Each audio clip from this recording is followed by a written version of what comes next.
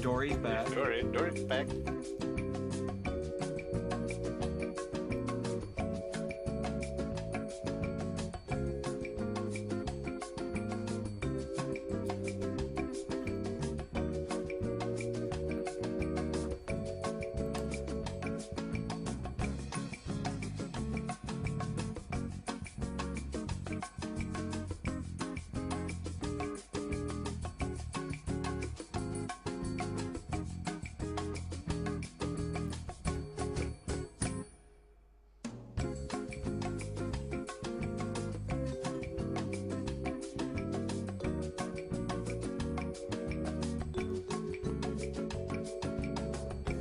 Welcome everybody, welcome to the most scuffed podcast on Twitch. This is the Discord Boys podcast. We were not ready for this and everything is broken. So I'm just gonna not let you listen to another 13 hours of elevator music while I try to fix this on the fly. You can see my camera is not working, but I'm gonna do my best. It was working all fine until we had, I got no face. Exactly. It's a Flare. Flare completely wrecked my shit. So, oh god, there we go. Okay, and it's gonna wreck it even more. Here we go. Nice. It is all over the place. So bear with me while we try and fix this. We go. Because it's almost there. It's wrecking me hard and it's driving me mad. So I'm gonna ask Soulclaim to run this while I go technical in the background because I gotta change everything. So I'm actually yeah, sure. No pressure, buddy. Yeah, no pressure. No pressure. You're doing great.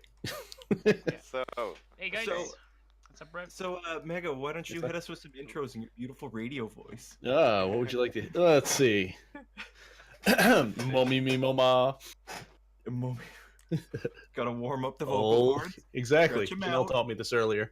I'm massaging. All right, here it comes. You ready? Let's do it. Ladies and gentlemen, boys and girls, we're back. Welcome to the Discord Boys podcast. For the next 2 to Podcast 17 high. hours, we're gonna hit you with a hedonistic exploration of topics far and wide.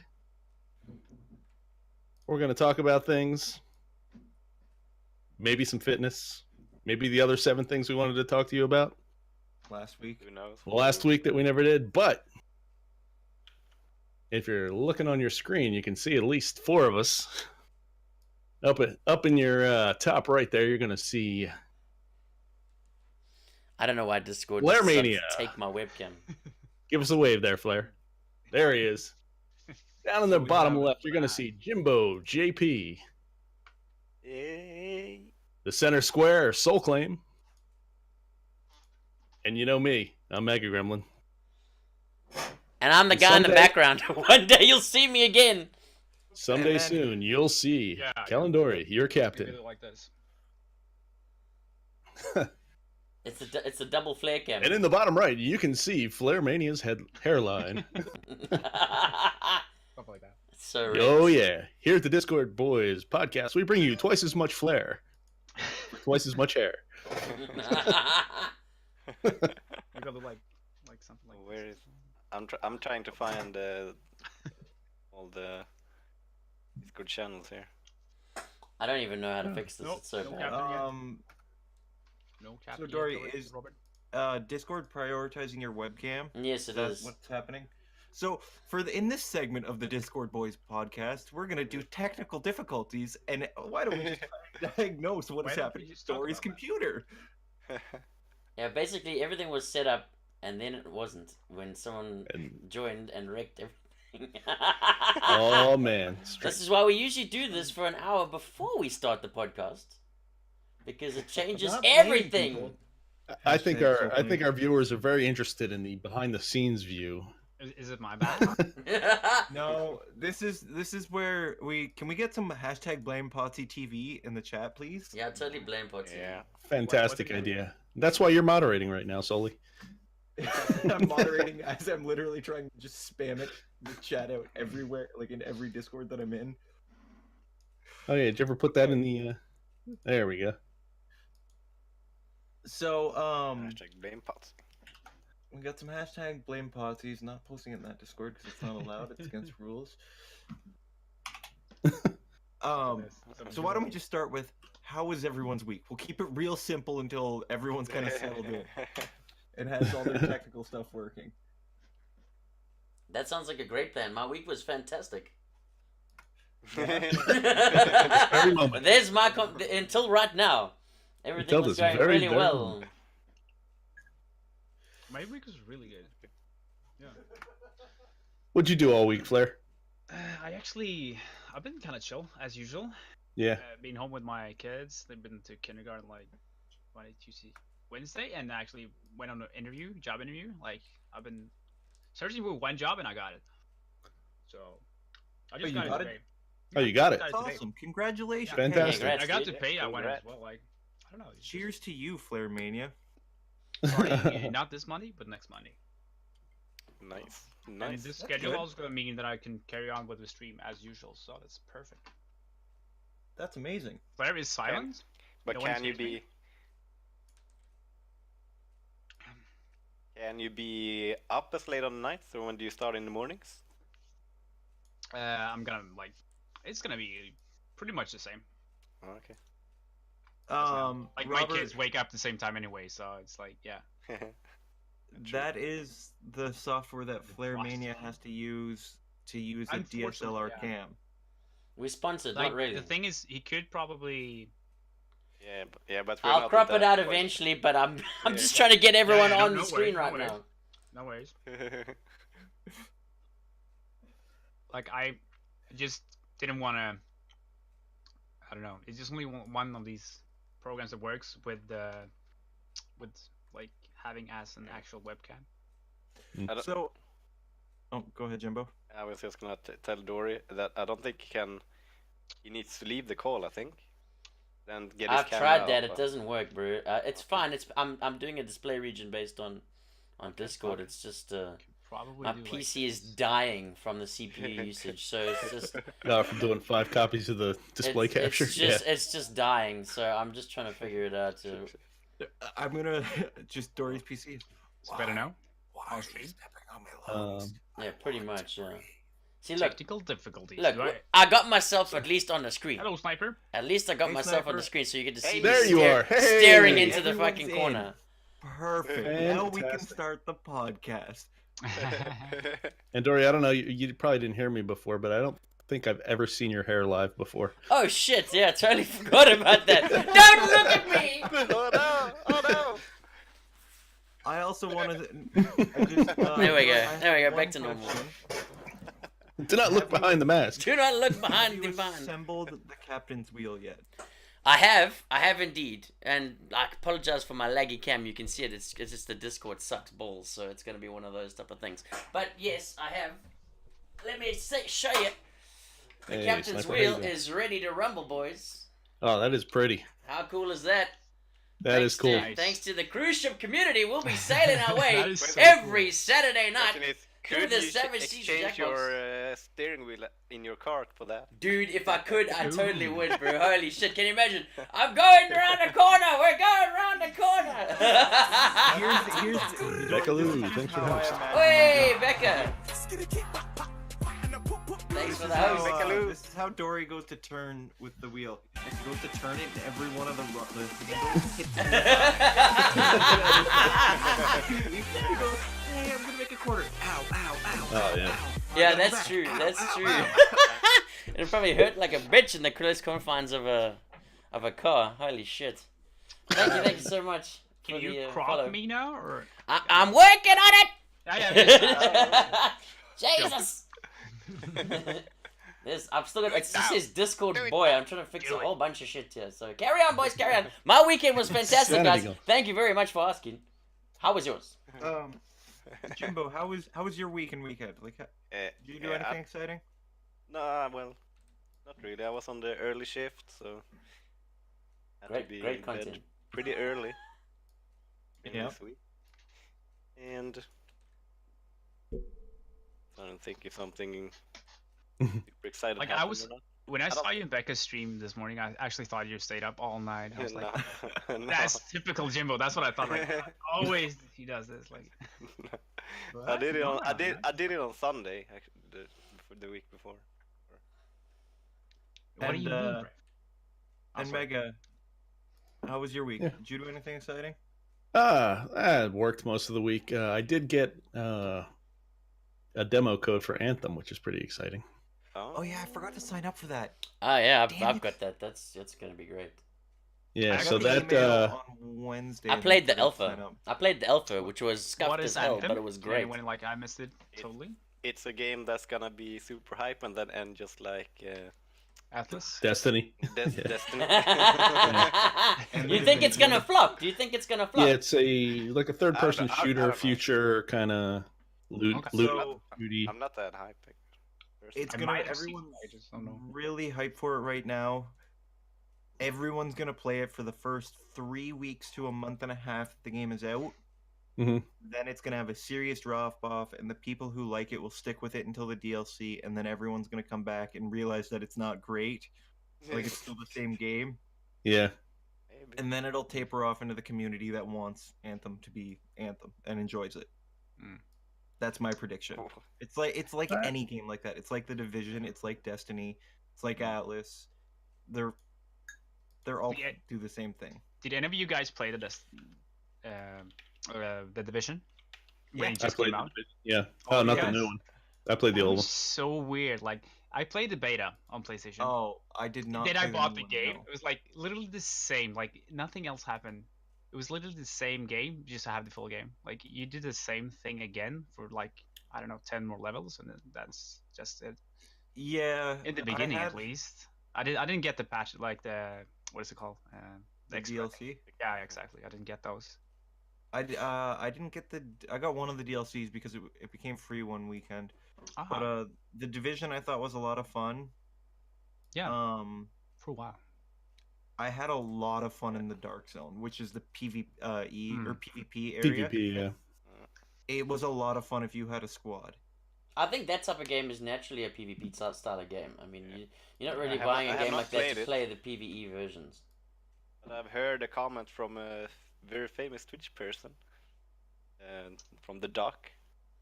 What did he say? That he said that One person. like the first Destiny, no Thank Division? God. Division. Yeah. He thought that the level design was like almost the same every time, so it was very straightforward. But then like the Division 2 now looks a bit more open and varied in the levels, so but it was a positive thing. Hey, Valhallen. Hey, but hello, welcome in. Oh. Okay, I can finally pay attention to chat now that my Alan. shit is kind of working. I'm a little bit off to the side, but it is what it is. At least I'm in the picture. And Sniper. Slayer Mania is mainly a Fortnite streamer. He's ridiculously good at the game. He's better than all of us. Thank you for the Just host, throw it out there. Sniper. All of us on the podcast. No offense, Mega, but it's true. I'm terrible at Fortnite. I can just about get the game started.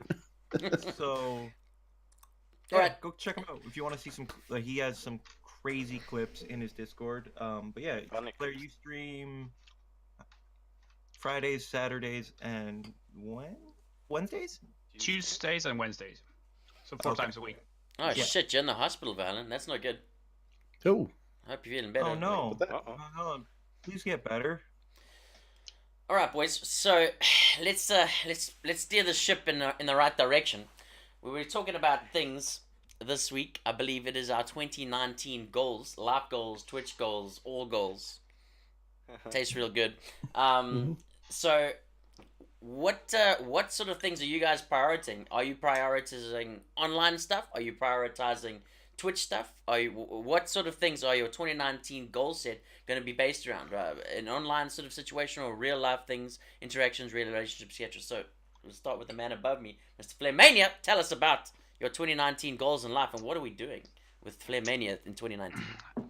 I'm gonna be focusing a lot on the stream, to be honest. That's yeah, I don't know. Like that's the main goal, I'd say. And then like the work is just gonna be I'm just starting the work. What sort of things on the new stream work are you as well. looking at? I mean, you're looking at improving things on a whole, on a graphic level, playing new games, expanding your variety, or are you going to be specializing even more in Fortnite? It depends on where the game goes, I'd say. Actually, Fortnite, like they're pretty weird when it comes to their updates. Sometimes, like they do some kind of sketchy things, I'd say. Like for the professional players, like they try to cater to like both of them at the same time, like going up and down, I'd say. Do you guys know what I mean? Like they're No. how can I explain this? Like sometimes they do things for the pros, and sometimes they do for the Oh, for the masses, for the casual masses, players, if you know what I mean. Okay. Yeah, I I'm feel like following that. right now they're doing everything in the game to keep the casual players, I'd say. And that kind of pisses off a lot of. We discussed this last week when we were talking Yeah, about game we did. companies are oh yeah, you went here. Yeah. We discussed basically and we said that it seems that game companies are focusing more on the casual player these days more than the professional players, and it seems to be an overall theme. So you say Fortnite is going that way now, catering for the casuals. Is that because do you think Fortnite is starting to drop off in popularity because people are just fucking over the game because it's been out for so long and been done to death? But I feel like they could do this better if they just added a ranked system or something like that. I feel like that. A ranking system, like what? Yeah, just like a lot of competitive games right now have, like. You're talking about like Overwatch's ranking system. Okay, so it's a complete free for all, and you don't have anything where once you work your way up to a certain level, you'll be playing in platinum, rounds with just all the top guys, top 500, Tim the Catman, and I think that might be Doc coming and all that sort of later, stuff. but I think they're trying to. Yeah, not do it right now. I don't know why, but that's what I feel like. Okay. So, yeah. I see you playing, and you play with the grappling hooks in that weird arena thing all the time. Yeah. Is that a specific game type, or is that a private match? It's a private match. Like it's in creative. You can create custom games. So actually, I created this map myself. Because I think it would be very interesting if they did a competitive playlist, and they did a couple of playlists inside of that, like so you had just general competitive, which is still the 100 players they drop into the map, but then they also did ones where they had like 4 other maps that are smaller, and you had a different player amount, obviously, and then you had like you could do squads or whatever in that, or you set up teams and do that for competitive edge. I think that would really change the dynamic of where Fortnite. And I think that might be coming, to be honest, because you can do so much in Fortnite creative. Like that is a huge thing. You could do anything. Like, have you guys seen Scissors Death Runs? You know what that is? No. It's basically like obstacle course. You just jump in, and it's a ton of traps and things like that. You just jump over the That sounds like the type of game I could get into in Fortnite. Yeah, you should try it. There's like the only thing you need is the creative code, and you just so with the whole creative mode. Do you think that's probably the way they're going to save themselves? Going with player created content, and do you think that's more likely to be the way the direction that they go over the ranking system, which isn't even implemented? I think it's going to be 2 different things. Yeah, I think. They just released a new game mode, like for actual. They released a event for just top tier players, which is a little bit like a rank system. So no one knows actually how people got invited.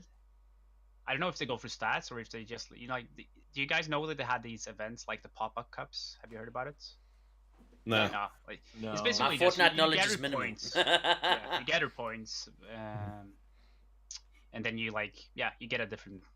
I don't know. You should have maybe for the to get qualified for the winning qualification. You need to have at least 25 points.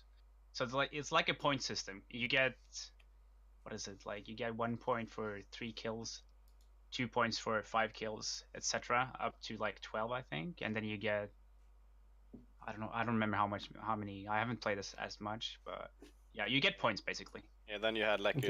It's a like the 2 or 3 tournaments. hour window to do it, like play normally. Yeah, something like and that, gather the exactly. points to get. That is that kind of like the tournament that you were taking part in the one day? Yeah, it was. Yeah. Oh, okay, gotcha. Valhalla asked us in the chat there, do you guys think you're going to try out Anthem or anything else as an upcoming game? I'm going to try Anthem. I've already tried Anthem Valhalla, to be actually. I got have into not tried the closed alpha, and played it for. I think they did a 2-day spread in 4 different sessions over the weekend. To be honest, the first 2 sessions were buggy as hell, and hardly anyone could log in. You know, the usual alpha tests and that type of thing with the server stress. So it wasn't exactly a fantastic gaming experience. But the second set on the Sunday, you managed to get in, play the whole intro, and do the first mission. It was a shitload of fun. I won't lie. It was really fun. The one thing they definitely needed to work on was the stream control. The flying controls were bad. It was just like trying to move around with the mouse was really difficult. It was something. Yeah, it's kind of critical. Yeah, and that's kind of their core crux of the game. So once they figured it out, and got that, they did say they were working on that the entire time now. So in the demo that's coming up, I believe sometime in the next week or so, or something like that. It's out now. I'm interested to see how the flying has been It's changed. gonna be an open demo, or do you have to get an invite? I think it's an open. There's a VIP demo, and then there's an open demo. I think it might. Is it today?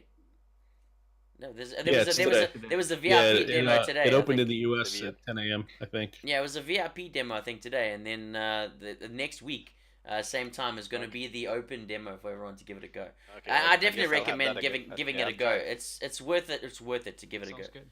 But yes, This, your comment about it very much like Destiny, but with flying and that type of feel to it. That's why I'm a bit skeptical, because I really enjoyed the Destiny for the first 10 hours or so, and then You know what? As much as I hate to admit it, so did I. Like, I really had a great time, and then I just never went back and played it again. So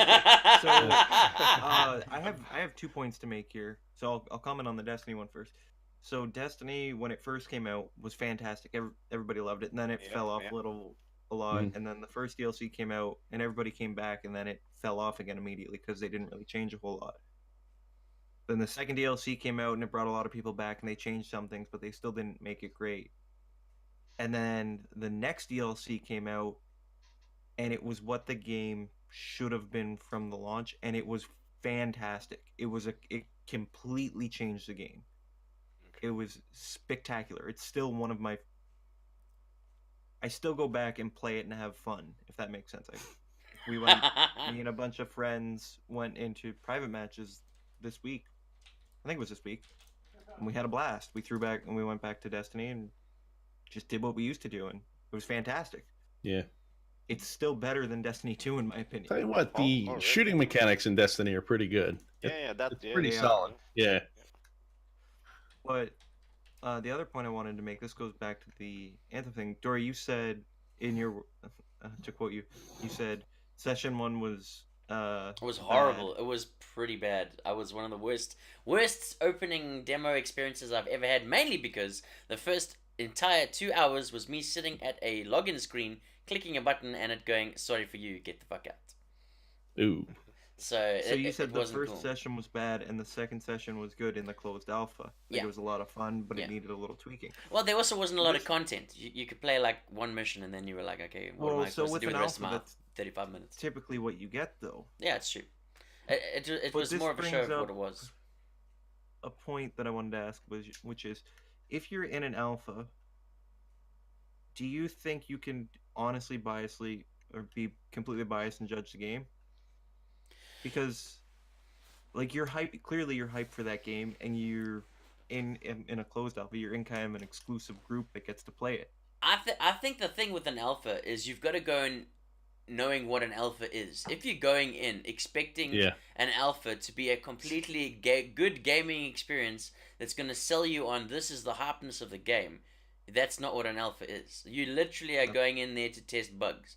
at a gaming level. So if you go in there and you realize that the first session that you've taken time out of your day for 2 hours is going to be you sitting at a login screen, expect that. Be happy with that, and just know that's what you booked your time for. You're helping the developers make the game right for launch day, so that you don't have to sit there for the rest of the day on launch day while they scramble like mad in the background.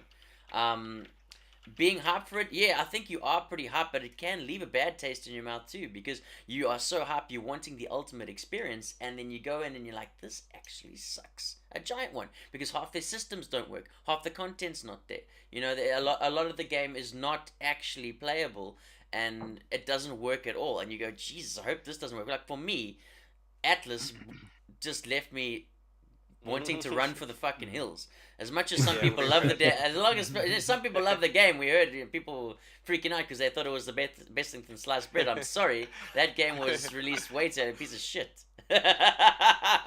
So I've always really enjoyed going into alphas. What up, Bekaloo? What up, Jonad? I've always really loved going into alphas because if you're hyped for the game, you get a sample of what it's gonna be, a small sample of what it's gonna be like. Kind of see how it plays and go, okay, if they fix this for the beta or for the game, I'll play it. Or this is soul breaking. I don't want to be a part of it. Yeah, it's a fine line you got to walk as a developer when you're doing that type of thing, because you want the hype, you want the testing, but you don't. And I think that's why they make the numbers so low on things like an alpha and stuff like that, because if you let everyone in there and that was the experience they had as an opener, and they didn't approach it like a game testing, you helping the developers thing, they'd lose like 50% of their player base in the first 20 minutes. Like, I mean. We've also, I don't know who else was there for the Diablo debacle, the Era 54 experience when the Blizzard launched that thing back in the day. But they launched Diablo, I think it was the original Diablo 3, and for the first day you couldn't log in, and people just went mad. It was just like, what is this indie game company? You know, what is this try? They can't launch a game. You know, what the f? And it's very difficult because people don't come back. The problem is, and we discussed this on the first podcast, with so many options being offered on the internet today, if you don't hit them right out the gate, people don't come back because there's just too many other things to do. There's too many other things to do in life. Yeah. There's a million Twitch channels to watch. There's a million indie games to play. There's a new version of the old game, a new DLC of something you've been playing for 14 years that you need to play. Yeah. To grab people's attention is tough, and to hold it is even harder. I mean... I also have another example of the Battlefront. I think it was the beta though. I played it and it was so good, and you had that Star Wars feeling, and I was super hyped. And then I bought the game, and then I already played the beta so much, and they didn't really add anything new to it, so I got pretty bored pretty quickly after. I basically played beta so much, so when the actual game was released, I was the first one or second one? Yeah, the first one. Yes! Okay. Shit, I forgot about that command. I should have turned that off for the podcast. Yeah, so when the game actually released, I was already almost bored with it. Okay, I'll turn it off now. Oh no. I'll turn it off now before the trolls go wild. Hold on. That's actually remind me to turn it on tomorrow. Same thing. So that brings up another point then. For PvP alphas and betas, how do they walk that line where they only give you a sample to get you into the game without wrecking the experience? You know what I mean? Jimbo, thank you for the 11 months, buddy. Appreciate that. If you one away. Like if you're doing a multiplayer game like Battlefront, like how do you give people a limited time, but they still get access to everything in the game, and then people it's one of the complaints I've heard about Battlefield is that there's not enough content. I mean, ask Jimbo, the man plays it all the time, and he's just like, I've played all the content, like what else is there to do? Give me more shit. And people do. I mean, if any early access, all that type of shit, you're giving people little, you're feeding them out little bits and dribs and drabs. You're not giving them the full shebang gaming experience straight out the gate, and people eat content like absolutely crazy. I mean, if you look at people in World of Warcraft, that you release a new expansion, people finish it in 4 hours. You know, that's supposed to last you for a year and a half. If people done all the quests in 4 hours, like, what do people do? People are crazy. When they want to grind a game, they're gonna grind that game until it's done and dusted. So it's a tough. line there though, because I'm at the same though, but with the battle pass in Fortnite, I think when you buy it, because you buy it with the in-game currency, but you can also buy that for real money. I think it costs $10 or something like that. What for When the? you buy the I don't battle know. pass, the battle pass. So when you buy the battle pass, you get the missions where you can unlock stuff, and you have this season with it's We're going. 10 weeks. We're I think. going back into the same thing we discussed last time. Do you think it's like a valid thing to offer DLC in a paid game and all that type of stuff? You know, I bought the game and now I must buy a battle pass to make it enjoyable. You know, all this extra shit. Like, Yeah. at what point are we actually getting what they're putting on the box? At what point are the developers flat out bullshitting us that this is what my gaming experience is going to be with a hype trailer, when it's actually Right. like, I'm sorry, you're going to have this first 5 seconds of the trailer, and then there's a $15 gated DLC battle pass, etc., etc., to actually have what you're seeing in the game. Yeah. I mean, that's Well, they happening have- more often than I've ever seen. Yeah, and I think part of that is because they want to EA. to spread out their revenue rather than getting $60 once to report to shareholders. You can get $2 every day. Yeah. You know, so they end up their quarterly reporting is much different. Yeah, And 100%. unfortunately, that's Blame what Blizzard a little bit with this as well. Like, Don't wow, blame actually. Blizzard, blame Activision. Blame Activision, Ah, Activision. shoot, yeah. that's- Blizzard doesn't exist anymore. Yeah, Blizzard's Ah. gone, bro. It's been gutted from the inside out. Rip Blizzard. But yeah. Oh, go ahead, Dory. No. I'm just saying we're deviating as usual into our crazy actually podcast gonna theme pull it of back like, on track. woo, we're all over the place. So we were originally discussing our 2019 goals and live Twitch Yeah. and everything else. That was Flares, guys. Yeah, so luckily, So thanks 32 hours Flare Mania stream. for his goals in life there. So kicking the same question over to, let's say, the man in the middle, Mr. Soul_claim. Potsy, thank you for the 7 months. Appreciate that. Banging your head against the wall. Oh god. Why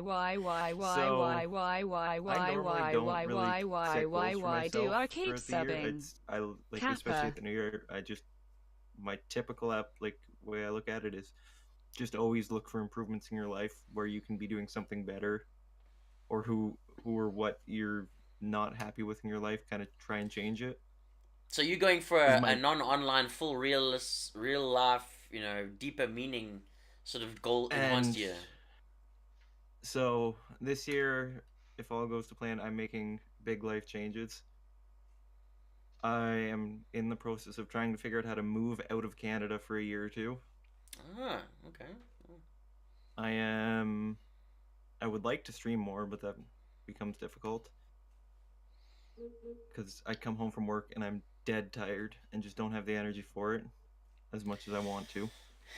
That and possibly all the whiskey. There it is. Hashtag just say. Just gotta throw that one out there. Don't I believe it only- solely.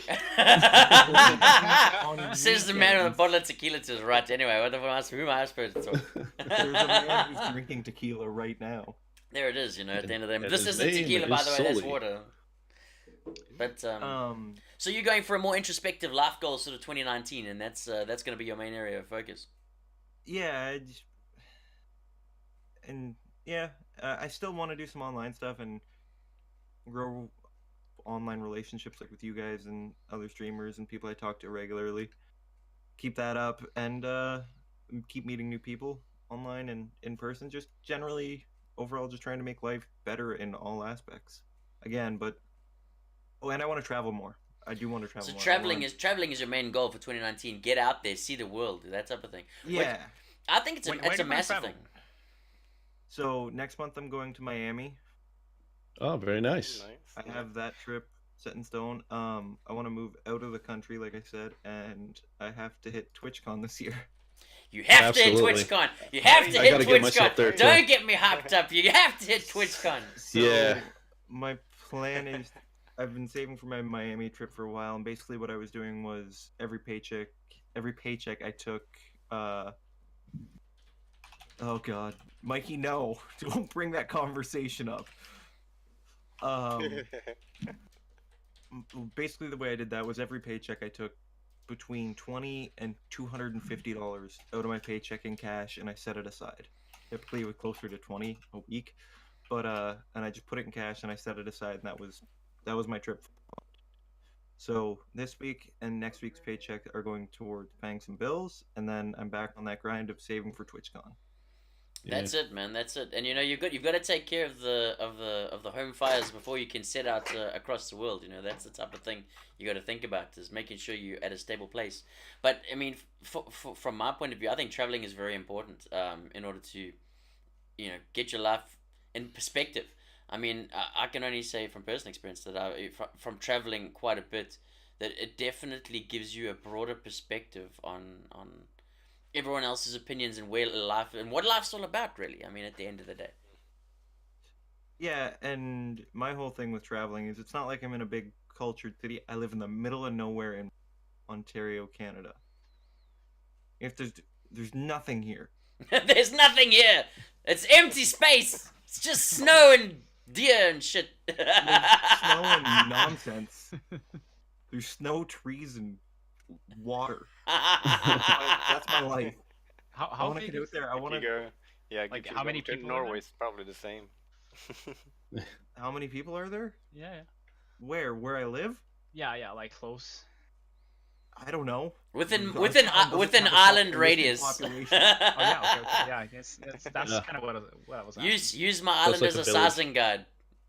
So, I mean, there's Toronto, which is it's supposed to be like an hour and a half away, but realistically, it takes you like 3 hours to drive there now because of traffic. Hmm.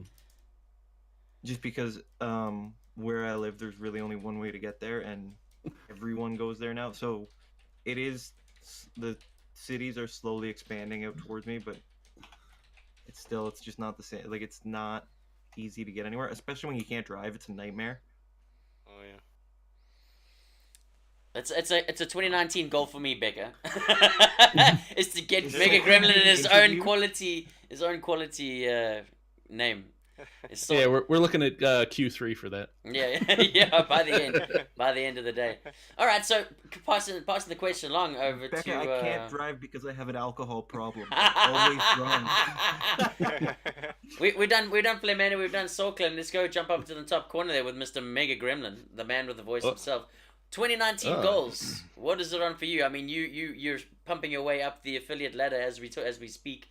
I've seen the Zelda productions and all the various gameplays. What is on your 2019 goal? Is it Twitch related? Is it life related? Do you got things in the pipeline? Give us a heads up.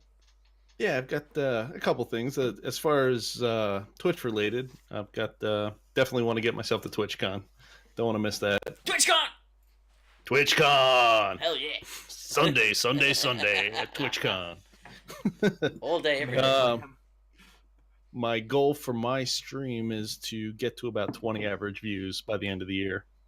I'm at about maybe 8 to 9 right now, so I think that's pretty modest to slightly more than double that in a year. Sorry, I was not laughing at you, Mega. I was laughing. I was like, that is an inappropriate time to laugh. I promise I was not laughing at you. Picture sitting in his chair with his cap like this in an iPad. Listen, you've seen my stream, so you probably know better than I do. We're trying to get this back on track. I'm just trying to steer the ship back here. I'm so sorry for interrupting. Please continue. No worries. Really. Yeah, because I actually I didn't expect bow to tie? hit 50 followers until the end of February, so I'm a little early on that, thanks to a couple well-timed raids. Thank you to everyone. Always a pleasure, sir. And so I've got that going on. I've got to do some repairs to my house that are probably going to take most of the year. I got to redo a bathroom so I am in the process for promotion at work, so I may potentially get transferred to another city, which means I have to get my house prepared to be sold. So a lot of moving gotta happening repair a around bathroom. here in 2019. A lot of moving. Yeah. That was 2018 for me. Was a hell of a lot of moving. I mean, changing countries was a big deal. And I would like to this summer go back to surfing again. I haven't surfed in probably 3 or 4 years. So I gotta. Oh, thank you, Mikey. And so I want to do that a little bit this summer. I want to I know this probably is not a healthy goal, but I'd like to drink more this summer. 'cause Yeah. I didn't do a whole lot of partying. Now we're talking. Now we're talking goals I can relate to. I'd like to, I mean, not so much drinking, really. I'm just saying that to be funny, but I like to spend more time at the beach and outdoors, and in crowds of people, and drinking. But And drinking. Just add it in there. That's what it's all about. Chippendale. yeah, Alrighty. 'cause So, I live near Atlantic City, so Ooh, okay. Now then, no Yeah. excuse. No excuses at all. Alrighty, let's kick it down to the bottom corner then. We've Uh-huh. our Mr. Man, the Mustache Master Blaster. It's Jimbo JP. What are your 2019 Yeah. goals, life, the universe, and everything? Let us know. Well, let's say I have a couple. Let's say I have I don't know how to explain, but kind of a working degree. To work that I have done all the theory of it, so I just need to have the practical exam. Then I would get like a couple of percentage higher wage, and so sorry. that's definitely going down in early 2019. Nice, nice. So you're going for the full And, promotional, real life job, day job style. Yeah. Hectic. Yeah. Nice. And You built a robot or something the other day, didn't you? What were you doing? no, not built, but I just made a small a program for a robot. So you began Skynet basically last week. yeah. His Yeah. robot says Terminators hello are world. coming. So guys, Watching them grow. yeah, when the Yeah, robots it's come for us, open. you know who to blame. Hashtag just Yeah. say you know who to blame. You cannot start out in Norway. I just want to point out, I apologize to Jimbo and Mega because both times when you guys started telling your goals, I looked over in chat and saw Becca trolling, and it broke me both times. Yeah. Becca, request, can you please, Jimbo, can you please get up and blow the lamp and make a wish? It's Jimbo's famous dandelion lamp. Yeah. And then I late this last autumn I bought a motorbike. So I'm definitely looking to drive that around this year. 'Cause I got 2 or 3 four weekends of driving last year. So Nice. You're very gonna get nice. here, right? yeah, that's one of my goals. Yeah, that's one of my goals during the summer to drive to Flare. Yeah. Ah, Yeah. nice. How Stay in far? my guest room. This is my Do a my dual backup stream. plan. If I don't Yeah, we end up should. moving, That's a good idea. Yeah. Definitely. That's what we're gonna do. I that'd be don't good. end up moving out of Canada, I want to buy a boat, The Boatman. but Uh, I don't want to buy any boat. I want to buy something fast and dangerous. Nice. Ah. I realize that sounds. You want to Maybe you the want Tony to be Montana. that guy in the Turn Down for What music video, don't you, Sully? You more than life itself. Are you gonna See, buy one of those I- Miami boats?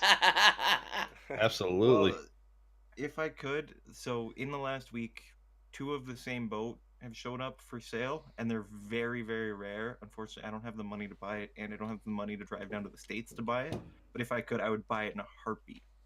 Nice. Without I'm question. getting my boat piece by piece. Oh yeah. We're almost there, boys. We're on the way. Hey, Yeah, Dory, I'll he gets- race you. He gets a deck You know fleet. what? That would actually be sick if you actually got a boat. Just Thanks, stream Dude. on the boat. Fuck, that'd be really cool. I'm making an IRL stream goal. Get a Yeah. real boat and get it going. sell the Yeah. sell the house and buy Yeah. a houseboat. You're live from the 60 foot party houseboat. boat. There we go. The Goals for family 20 can live in it. to goal for 2025. Be in a houseboat and do a stream. Sounds good. The boat piece.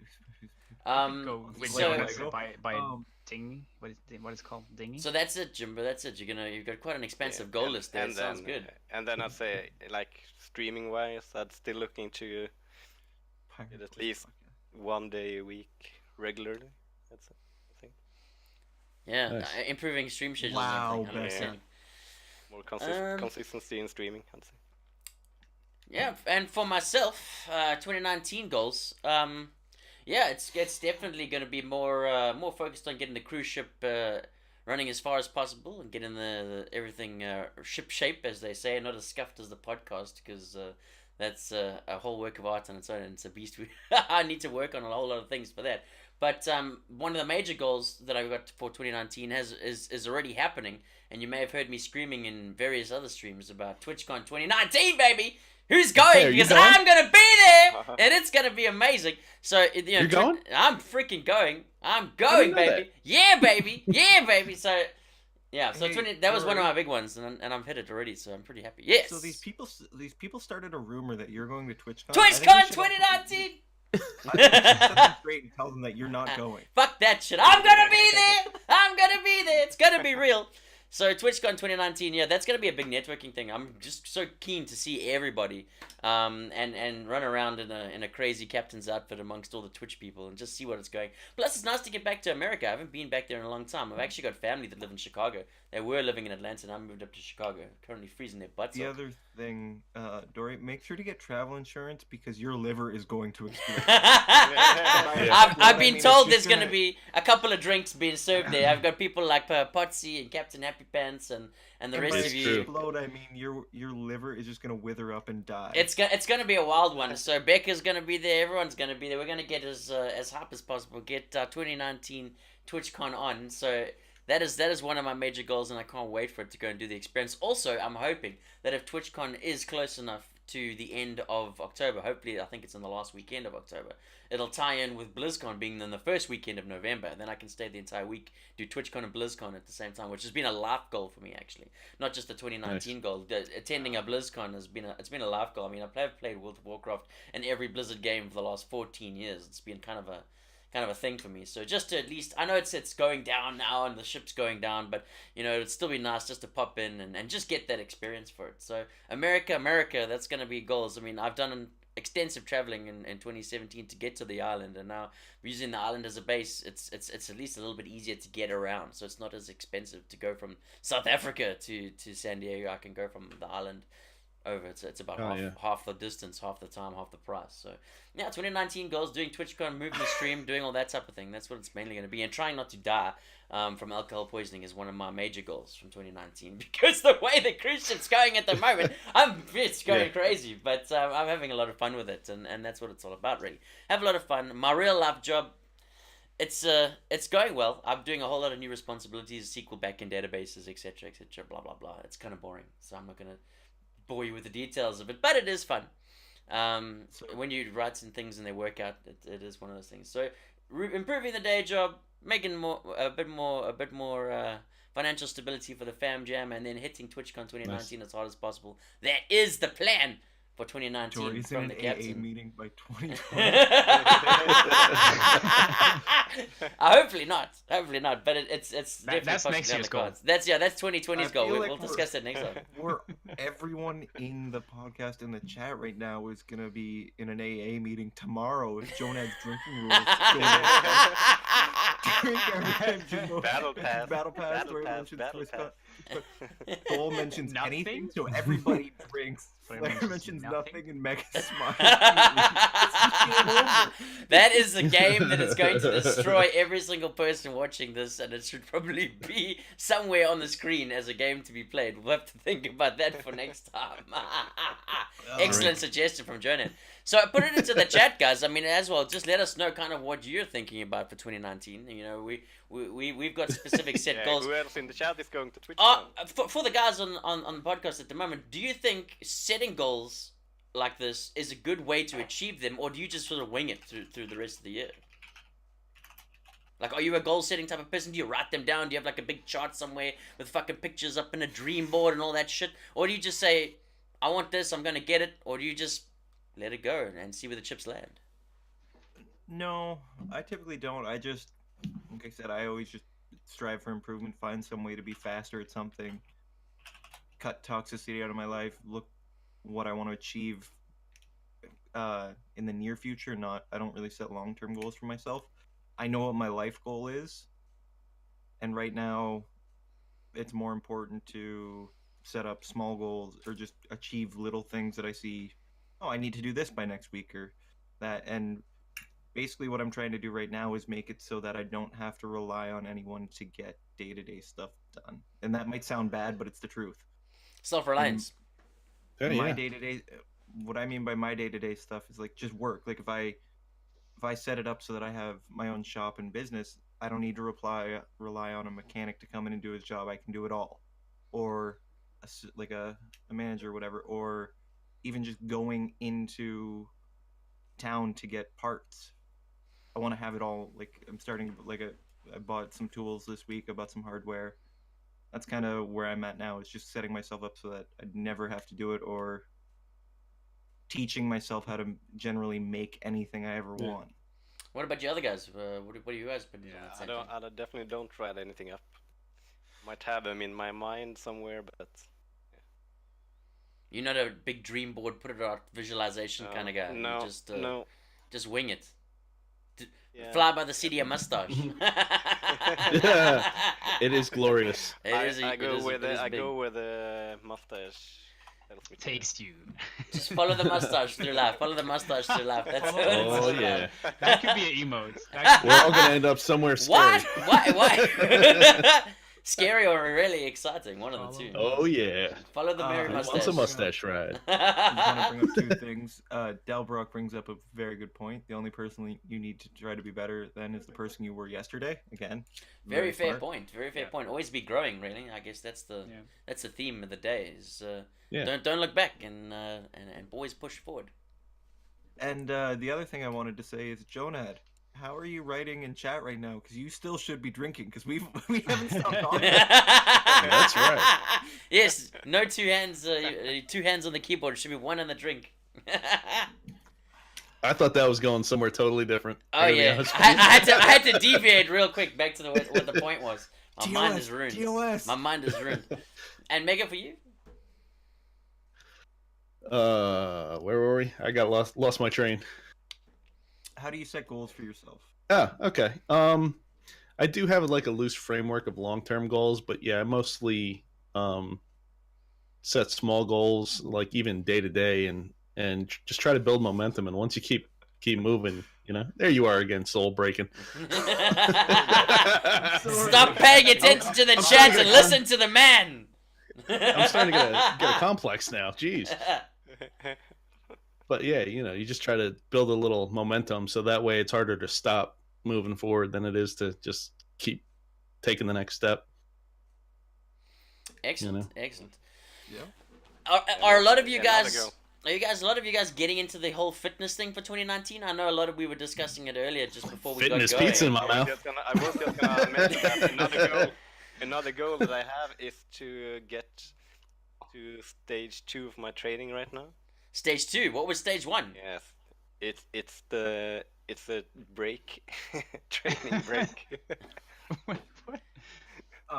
Basically, stage 2 would be to start training again. Ah, okay, I see it. So we were doing the same stage 1 training for about most of 2017, 2018. Yeah, then.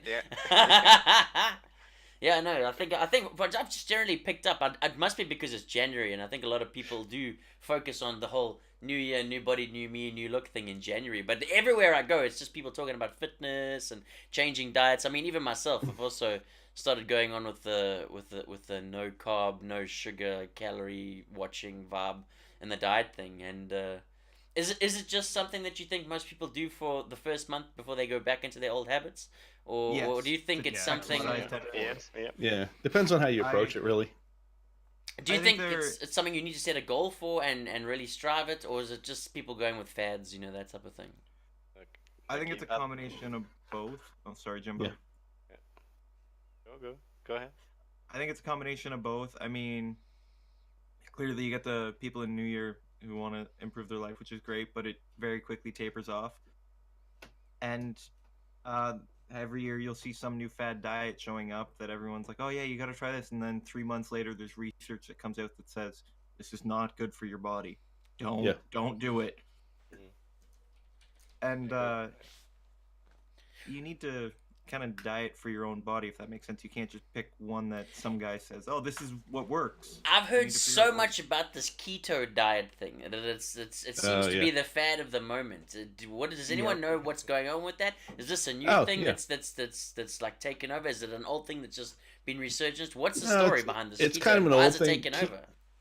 Keto is basically you're reducing your carbs to such a tiny amount that your body has to convert fat directly into burnable ketones. So instead of burning glucose, your body will burn those ketones, which actually are supposed to be metabolically cleaner. But the diet is so restrictive that you can't maintain it for long periods of time unless you're really, really almost religious about it. Because you're basically eating meat constantly. It's like Sounds alright. Well, yeah. avocado Put another steak on the barbie, son. It's from my understanding of it, the most common things are basically like meat and avocado. I'm allergic. I'm allergic Yeah, to avocados. fats and protein, and almost zero carbs. And your liver is supposed to be actually pretty efficient at turning those things into burnable fuel, but Okay. I do know that I never worry about fitness and changing my diet in the new year. I start worrying about that in like March when I know that April's right around the corner where I'm going to be outside more. And then I'm going to start wearing t-shirts and I'm going to start going to Party Cove on the weekend. Well, I think That kind that's. of stuff. Do you think that all this dieting comes around because in January everyone's A, out of money completely, and B, completely overeating so much in December that they're just like, fuck this shit. I'm just not well, going they're to eat still something wrecked for a from month. drinking too. That too. Yeah, that as well. Yeah. Party season. Everyone's just like, you know what? Just don't give me any food. I'm done. Yeah. I'm done. And But I think part of the problem that people have, like with the resolutions thing, is they pick goals that are just too far ahead of where they are. So like if you've never run before in your life, your goal shouldn't be to go out and run 3 miles. It should be to Get off the couch. walk. That's it. Just get off the Trot- couch. I mean, But yeah. it's true. Honestly, It's true. it should be you make enough of an effort that you feel like you've done something until it becomes a habit. Because Yeah. if you go out and try to run 3 miles continuously and you've never run before, you're going to be destroyed and you're never going to want to do it again. Yep. Demotivation. And once you get used to, I get up at 6 a.m. and I move around for an hour, and you're not trying to, set a land speed record, then, you realize, hey, you know what? I didn't do a whole lot compared to a triathlete, but I feel better. And then you continue to do it as a lifestyle. I really like the way you worded that. Do something until it becomes a habit. I think that's a very valid thing. I think it's if you're trying to make a legit fitness goal that's going to be a life change, it has to be not just I'm going to not eat carbs for 3 months. It has to be I'm changing my lifestyle, and it has to be incorporated in everything you do. At the end of the day, you can't just be I'm just not going to eat carbs for the rest of my life, because you probably are going to pick some up at some point. You need to set like a level where you can return to almost a maintenance mode where you can eat pretty much a variety of whatever you want, because there's always going to be options out there, and you're going to want to pick up the bag of chips one day and all that type of thing, but you have to reach a point, I think, where you can allow yourself to do that without backsliding, because you've changed your fundamental lifestyle to so much of a point that Right. eating a pizza at 1 a.m, don't know who does that, is probably a bad life choice. You shouldn't be doing that for a fucking year. You might end up the size of a cruise ship. That's why, that's hence why I'm trying to get back to canoe size rather than fucking cruise ship size, because I made a couple of bad lifestyle choices, but it is what it is. The thing is, I stay up late, and for me, you just get hungry because you just, dinner was like 7 hours ago. So I'm like, why not eat a pizza? It's quick, it's easy, and it's only £1. It's cheap. Do you Once think you've had 3/4 of a bottle of tequila, it's much easier. it tastes amazing, right? It tastes amazing. Do you think that the fast food industry is making it easier for us to make bad choices compared to making the correct choices at a nutritional sort of value? Like, are they pushing things on us that are cheaper, worse made for us? Is that the way they're going? Why are there no more fast food people that are going to deliver me a salad at 3 a.m? All I can get is a fucking burger or a pizza. Because nobody buys it. So Yeah. Is that because of availability, though? I mean, who do you know that delivers I a don't know. I delivery don't think so. a Because, delivery like, salad at 3 a.m? I don't know. anyone. People who actually order the salads probably not up that hour. Maybe, I don't know. You mean they made the right lifestyle choice to actually go to sleep? For me, fast food isn't so much about the food itself, it's about the convenience. It's about the time saving. Yeah, know, but if I walk it's into also a- fat and salt, so it's really, really tasty. Like if I walk Fair into enough. a fast food store, like a fast food place, and I could get a salad and enjoy and walk out 5 minutes later, I'd do that all the time. Yeah.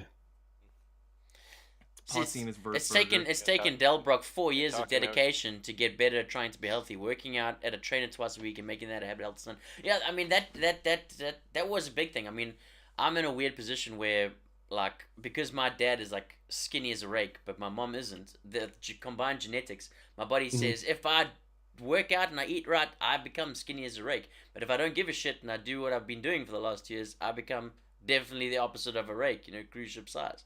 And going to have a personal trainer at a gym, making that as something that forces you to go up, because now I'm spending money, I better go and see a return, because I'm not just going to pay some dude this amount of money every week for no reason. Do you think that getting yourself a personal trainer motivates you more to get up and get things doing because you pay money, or you know, is it a necessity for most people, or is it a luxury?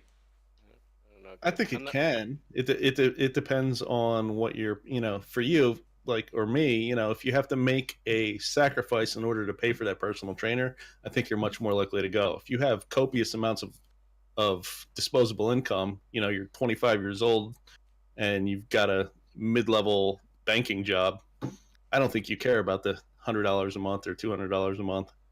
So, It's all about perspective, really. The amount of sacrifice you put in.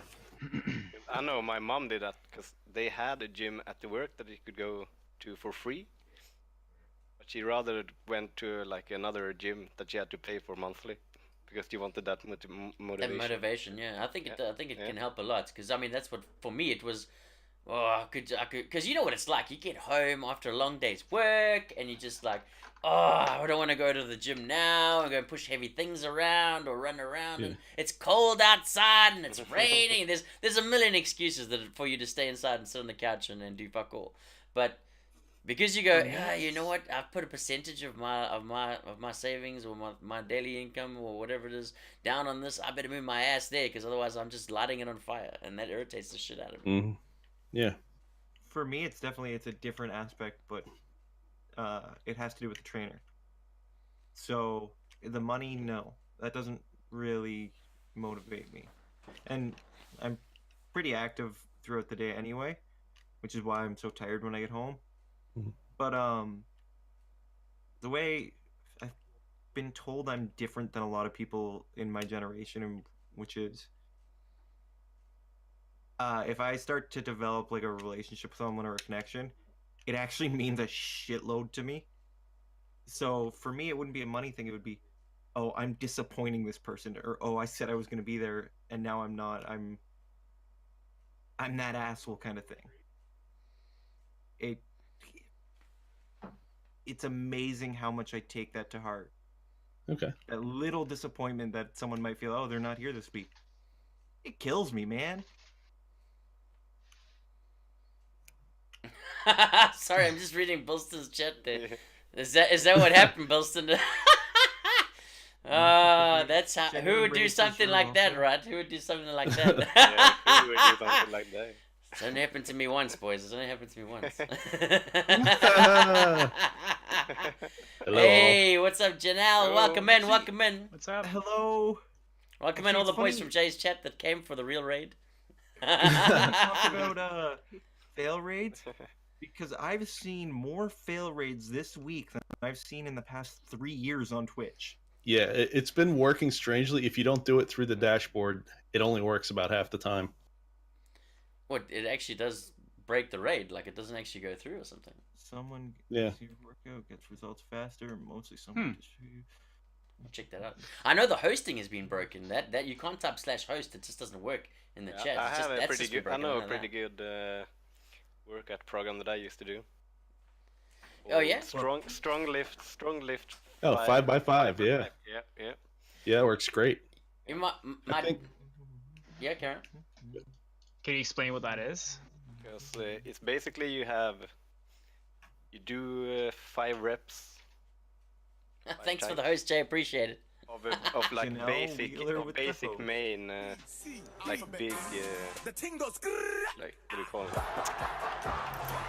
exercises, like that you have deadlift, bench press, military press and Yeah, barbell row, yeah, squats. deadlift. Yeah. And the Thank you good for thing those about spots. it is that it's supposed to work. Like if you do 5x5 and you make all the reps on all the sets, next time you add weight to it. Mhm. So every week or every workout you increase the weights, and then if you like don't get the last rep, you like fail a bit, and you try it again. And I think you do it 3 times, and if you don't get it, you take away the weights again a bit, and then try again. So you're like constantly pushing yourself to get more and Okay. more weight. Because if you just stay at one weight and just train at the same weights all the time, you won't get the same results. Yeah. You need to push That yourself. makes sense. Yeah. Okay, so one thing with weirdly enough, I was talking to my dad about the whole fitness thing, and I was saying, oh, I wanted to do diet changes and all that type of thing, and he was said to me like, are you doing any exercise? And I was like, well, I've increased my walking from 0 to doing 2 to 4 k's of walking during the day, and he was like, that's great, but are you doing any like pushing of weights and things like that? And I was like, no, because I'm at about 1% fitness now, so I think pushing heavy things around I'm probably gonna hurt myself. And I just want to do the walking thing first to build up that level of fitness before throwing myself into that. And he recommended to me, and this is not a troll soul claim, Canadian Air Force freaking a YouTube video for Canadian Air Force calisthenics. It's insane. I was like, what is this? Do you know about it? Like, since you're like a representative Canadian here in the back, what is So- Canadian Air Force calisthenics? Tell me about it. Why is it the way forward? I don't know exactly what it is, but I do know someone who is thinking about joining the Marine. Basically, Heard. it takes like P90X. Do you remember that when people were freaking out over that because it was so hard Yeah. or intensity? They were like that, and it makes it look like kindergarten. Really? So why would my dad encourage me to break myself in half with Canadian Mounted Air Force freaking things? That's insane, Rue. Does that shit really work? I mean, is it something that someone can get off the couch and do, or is it like No. we're saying build up Not to even a this? little. You Because have to if be you're gonna really try this, you're fit gonna to die. do- What is it even? I don't even know. Yes, he does, Jay. I Yes, he wanna does. say Don't it's get like lost. So, I think it was like you run 3 miles, do I do have blue eyes. you sprint for 3 So pretty. miles. Sprint for 3 miles, do something like 100 push-ups, 100 sit-ups, deadlift, then run for another mile, but you can jog that. I think my Then do dad stairs. Then do is a sadistic bastard. Because what is he talking about? Can you imagine me even But looking you at would that get type of thing? results fast enough. Well, get Probably, results. like, Here's the if you're results okay I'd with get if I tried to do that. The only result would be me in a fucking box. You know what I mean? I'd be dead. Lift the tree, walk 100 miles. What is that The shit? Dory in the Oh, pizza so- box crying. Good God, yeah, I know, exactly. I give up. Oh, thanks, Jay. It's not deadlift. I know what it is. It's you have to bench your own weight 15 times. Bro, that is a shitload of weight. I'm nowhere near that. I'm a fat ass right now. There's no way I'm pushing this body up and down in that kind of No. So he's got another thing But- coming. So the other thing too is, I know there's a YouTube video on it that tells you this is what it is. It's not the actual regimen. It's just an very, very intense routine that they do. And then there's one where it's like, this is required. But so this is just like a military training, I guess, but it's really hard, like really It's tough. just- or- Imagine doing fitness burpees training. live on stream, Jay. So Don't you still owe us to some? be Flair, to be a Marine, it's very, very like the requirements, like to pass boot camp and everything, are very, very strict. Does But anyone then here there's have an opinion on what the requirements are to get into the Marines? Someone who might have some. once you're Insight. in, I think the YouTube video is once you're in, it's kind of the regiment that most guys just stick around to, which is just stupid. No person in their right mind should be doing this workout. I want to see the video.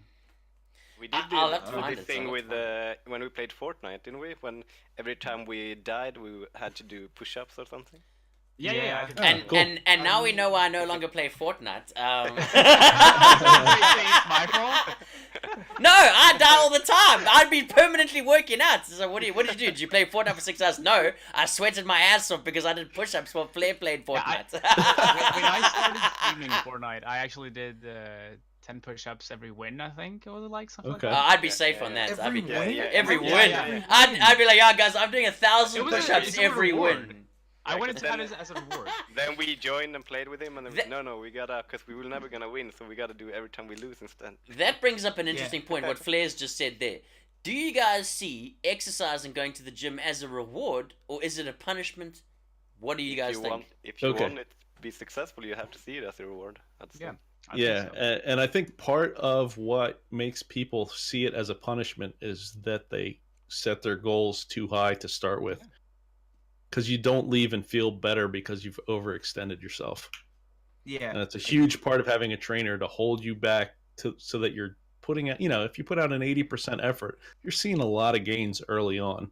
You don't have to go to red line the first time, the first 2 months you're in the gym. You need to put out a lot more effort than you're used to. But then when you leave, you still feel good. You're not falling over in the parking lot. Yeah. You know? Yeah, I agree with that. I think that's a valid statement. I think a lot of people do, as you say, try too hard straight out the gate and just go, this isn't for me. I'm not going to do 1,000 burpees on day one. Right.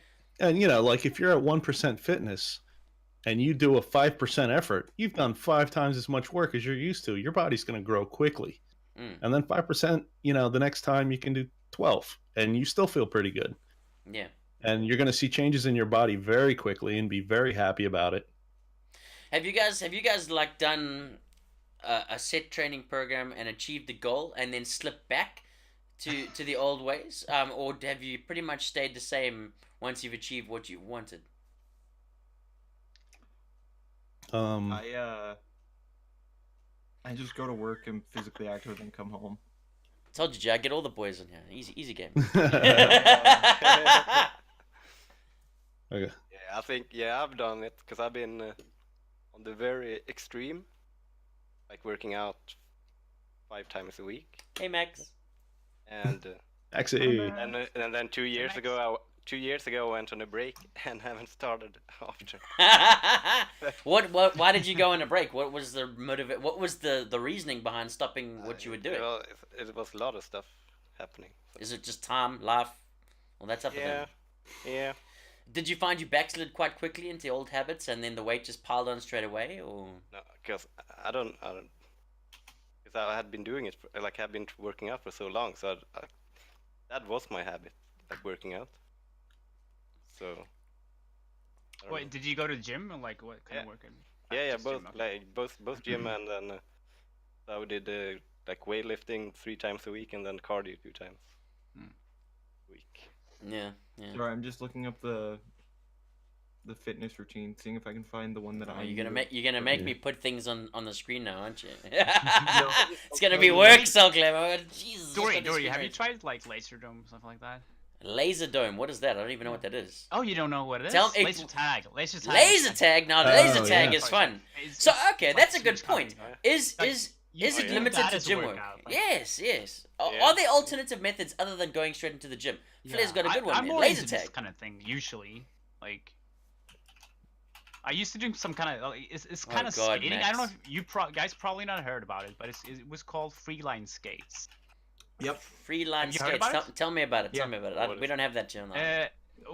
It's kind of hard to explain, but it's like 2 small pads with wheels, like just 2 wheels, but it kind of squares, so you can actually roll on them. Like, but then you have skateboard grip on it, and then you just do like a movement like this. It's the company actually went bankrupt or something. Yeah, Someone bought yeah, it. I've And, yeah, but it's kind of on the roll again. Just Google it. I'd say like freeline skates. Okay, I'll check it out. Sorry, I don't mean to interrupt. This isn't the one Oh, that I knew of from a long time ago. Like I said, I think it was 5 years ago. This was uploaded last year, so I guess they Pop changed it into it. the chat then, so the guys can check it out. 1.5 miles under 11 minutes. 19 pull-ups, 51 push-ups in 1 minute. 61 51 sit-ups push-ups in 1 minute. Oh, damn. 61 not sit-ups that in bad. 1 minute. it's not that bad. 200-pound bench press for 5 reps. 200-pound squat for 5 reps. 66 vertical jumps in 1 minute. 400-meter sprint under 1 minute and 21 seconds, 3 miles in under 23 minutes. Good God, With man. I'm no tired breaks from in just between. listening to you read Yeah. that out. That's heavy stuff. That is not a beginner workout. That is not a beginner workout. That is. Oh no, and absolutely not. To be fair, Dory, you also don't get any rest. Yeah, because it's set That's up to from start measure to both instantaneous power and conditioning. Yeah, Damn. no, I don't know. Yeah. I think I might have to walk a few more miles before we start doing silly things Yeah. like throwing trees around and pushing my ass up and down 51 times in a minute. It's gonna be rough. So, but I will say, in my humble opinion, that throwing in some bodyweight squats and some lunge walking will increase your fitness level very quickly because there's such large muscle groups. Yeah, it's working the thighs a lot. Apparently, I think that's if I recall Yeah, from the your old training quads days. and glutes. Getting the thighs going and the butt going. That's the way to burn the fat. Deadlift is my favorite. So, once I'm gonna go back to, I don't, like I said, I don't go to the gym. I do all my workouts in quotations at work.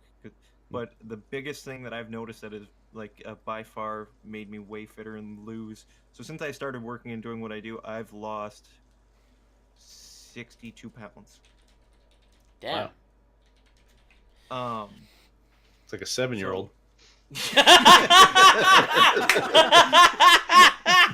You lost a 7-year-old somewhere in the mountains.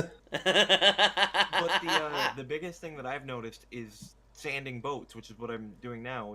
So I'll take the air sander, right, and I'll hold it basically in front of my chest like this. I'll spread my my legs just a little bit wider than shoulder width apart, and I'll basically do like sideways lunges kind of thing. I don't know if they have a specific name or whatever, but that's kind of what I do. And then I also go up and down, but I'm moving my whole body, and I've lost a crap ton of weight because of it.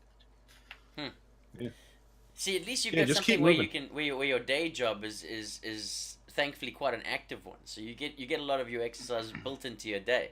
I mean, I literally sit in front of a PC. I'd say 90% of the time I'm awake, and the rest of the time is playing with playing with my kids, doing Lego and building things like that. Because it's cold as shit here most of the time, so you're indoors 90% of the time, and like as a parent fitting it into the lifestyle.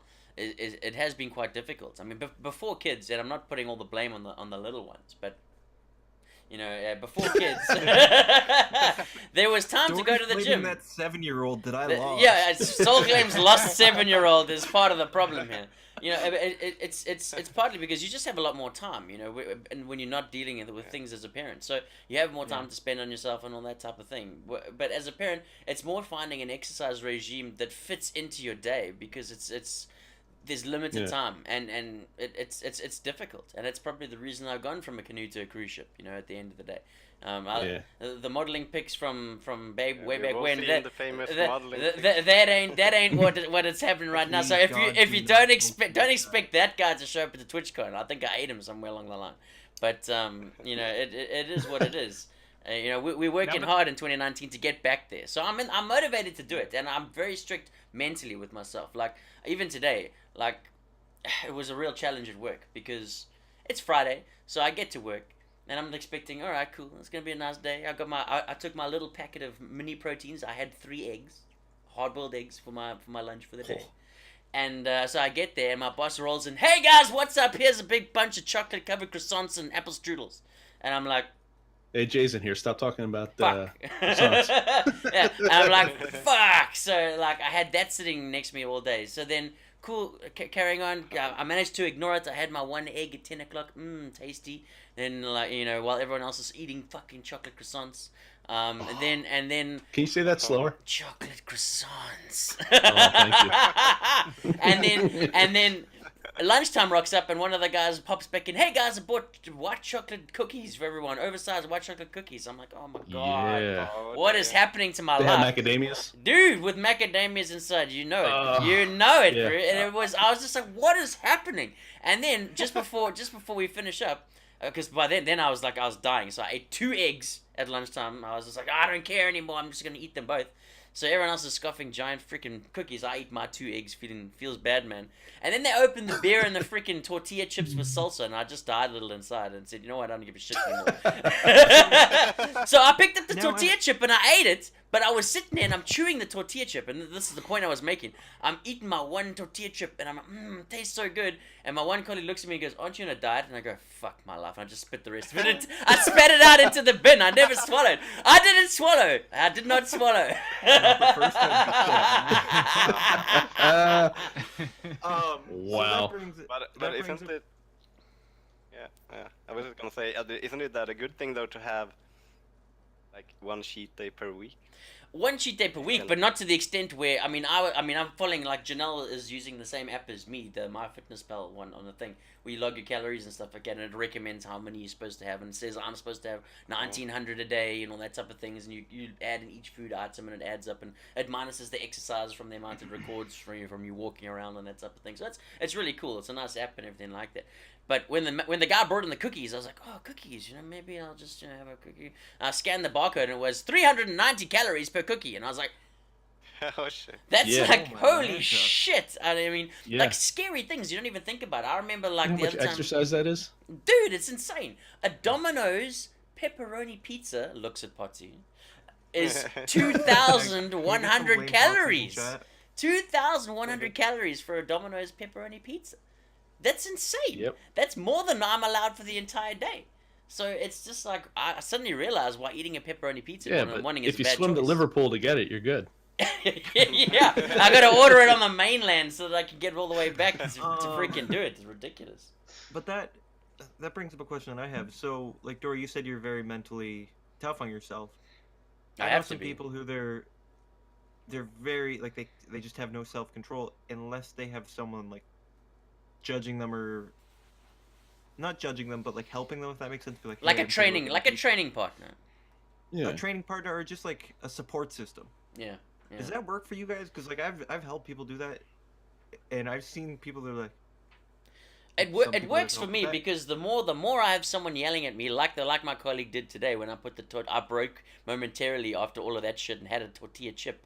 She just gave me the side eye and was like, "Aren't you on a diet?" And I went, "Fuck! I'm losing the battle!" And it's the challenge, and it just get out of my mouth, So yes, if it's There's another quote. if I've got someone you. that's gonna give me shit. And keep me on track, it works a hell of a lot more for me. Like having someone yell at me. Yeah, so you feel accountable to somebody. Exactly. because Yeah. I've always told people, if you want someone to help you with it, I'll help you. I mean, I'm not gonna lie, I'm not gonna diet with you because I'm pretty happy with my diet right now. Yeah. But if you tell me you're gonna break, I will make sure you don't break. Yeah, you see, but then I have people like Potsy TV that send me pizzas from Australia as a challenger. But I see that as a challenge. So, I love a good challenge. But at some point, it becomes really tough to just not pick up one piece and eat a piece. But is that allowed?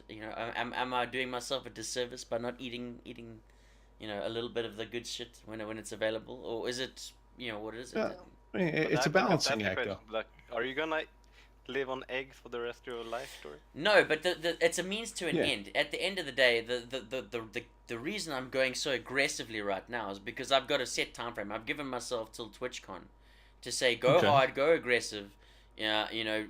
Cut as much as you can. I do the work so that by that time I'm at least back to, like I've been saying, canoe level, not a freaking cruise ship level, just so that I don't have to buy 2 seats on the plane and cost me twice as much. That type of thing. So this brings. After up that, something. I'll reach a maintenance level where I think I can return to a sense of normality, and have a little bit of this and that and all that type of thing. So I have Damn. 2 things. So Dory, TwitchCon, that's typically the end of October. Hopefully by then, it will be habit. Yeah, will I be mean, part of your daily it will be routine. what, 8 months, 10 months, or whatever it is of Yeah. following the same thing, and I mean, I can see it already. Like, the thing that I've enjoyed cutting out the most is sodas. Like, for me, I've felt better, like physically Yeah. felt better from cutting out sodas completely from life. Like, I used to be very weak to, like, oh, there's a 2-liter Pepsi or Coke. Yeah. As Mega opens one right now and takes a sip. But that's it, it's just, that shit is everywhere. That shit is everywhere, and it's Water is the easily best. available. But now I'm doing the water, drinking the water That's good. things. and it's made a physical change. I can feel better about myself, physically. Like I can feel it internally. Like it's not all that sugary crap that's built up. So, Oh yeah. you know, it's, And if you're making better choices in a lot of areas, you don't have to change everything. yeah. And I think You that'll know? be a couple I mean, of easy ways to Because stay. just as far as a life balance issue, unless you have a specific reason to be trying to get into like professional athletic shape, eating food is like one of the central experiences of being alive. Yeah. So if you're cutting out all that joy from your life, at some point you have to wonder, is it, it's is gonna that the make trade-off? Yeah, depression and stuff. Like you gotta fight that off as a mental thing too. Do you Yeah, think? Do like you think Delbrock people says down there, Yeah. it's more important to actually start. That's it. And I think making the Take steps. decision, making the decision is You know? was the hardest part because Maybe- I've been wanting maybe- to do it for months, and I just have never had the motivation until I realized I was going to TwitchCon. Get the Everyone take a medium drink. Everyone pepperoni take- pizza everyone take instead a of the drink. large. Everyone take a drink. It's this week then, I guess. Was it? Yeah, basically, from last week, whatever it was. As soon as we hit that the TwitchCon thing, I said, you know what, now's the time to start. There's no better time. You've got a set date. I've got a time frame, and I think that's what a lot of people don't have to start with. They don't have an end goal. They don't have a say that I want to be ready by this time. I want to be here by here. They just say I want to lose weight. I want to be Right. thin, and they don't give themselves I'm going to take the next 40 weeks. And in 40 weeks, I'm going to lose and be ready to go. Bam. And I think once you've got a structure like that, it's easier to start. Yes. But I think if you take it a step further than that, you have an end state in mind. But kind of like Bilston's planner that he talked about, where he's got the next immediate step. Yeah. Something tangible that you can do right now. Yeah. It's Cut out almost as soda. important Yeah. as having an end state in mind. Yeah. I agree with Yes, that too. okay, I want to lose this much weight by this date, and the first step I'm going to take is I'm going to remove liquid calories. I'm going to continue to eat the rest of the crap that I eat, but I'm going to get rid of 14,000 calories a week in sugary soda. And yeah, exactly. By the way, I found out that every shot of tequila is 65 calories, so I'm not eating on Saturday. So the other thing I wanted to ask you, Dory, is, you said you had eggs and then you had the one tortilla chip and then spit it out because your colleague said, "Aren't you on a diet?" Yeah. Are you very concerned that, because you've been pretty hard on yourself and not taking your cheat days, are you concerned that if you do take your cheat day, that you're gonna start falling into old habits quickly? Yes, I find that as long as I keep myself on the straight and narrow, I won't fall. But if I break, I find I backslide very quickly. Like for me, it's once you give yourself that little like, nah, it's okay, man. Just have the chip. It'll be fine. Just have the one piece, and then it's just one chip turns into two chips. One pizza turns into two pizzas. And slowly you just start, and then you're like, "I'm back, boys. Okay, I'm back. Here comes the cap." It's not gonna work out. At the end of the day, no. So I find that I have to stay mentally strong until I reach the goal. Otherwise, I tend to just get over it, and then you fall backsliding, and it sucks. So yeah, it is something that I need to stay strong on. But yeah, so that's been a pretty good fitness conversation for the last hour or so. It's good to see that everyone's on the same page. Like so. So, Chad, is there any topics you wanna, or any questions you have for any of the Discord boys? At the end of the day, we had that list. Janelle, you're okay with cheat days? Yeah, I mean, you're doing the same sort of thing. So I mean, what are your opinions and stuff on it too, Jay? I mean, like, you doing the you say you hate calorie counting from everything you've been saying. So you're doing mainly the carb cutting out sort of thing, the no grains, as we've heard. Do you guys think that Okay, you'll that, do that just one meal. Okay. Do I you think that's do you actually plan the meal, Jay, or do you just decide, this is gonna, noon is gonna be my cheat meal, and I'm just gonna eat whatever the heck I feel like at noon? we need to get this? Or do you actually say, I'm gonna have, have, a specific thing at, on Sunday?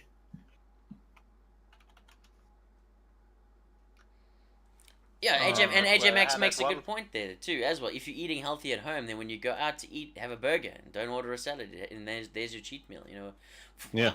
Well, what I did today was because I knew I was going to be having a few beers, and I needed to keep under my calorie count. That's the reason I had the 3 eggs throughout the day, because I ended up smashing 6 beers, which was pretty much the empty calories that I knew I was going to have, and then just left enough to eat a bit of a chicken and veggie when I got home, so that I didn't die from only having eaten 3 eggs and drunk beer all day.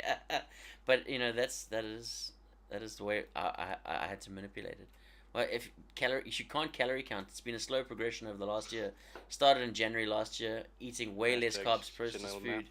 When at home, when I'm out to go crazy. Yeah, I mean, I guess so. It's very different for everybody, as we've I found out. think the going out and having your cheat day, I think it becomes way more hard, especially if you live in a cultured city, because like, so Toronto is insanely cultural, like, diverse, and so the food is outstanding everywhere you go, and it's so hard to not be like, oh, I want to eat this, and then you walk down the street and be like, I just had food, but that sounds so good, I'm gonna come back.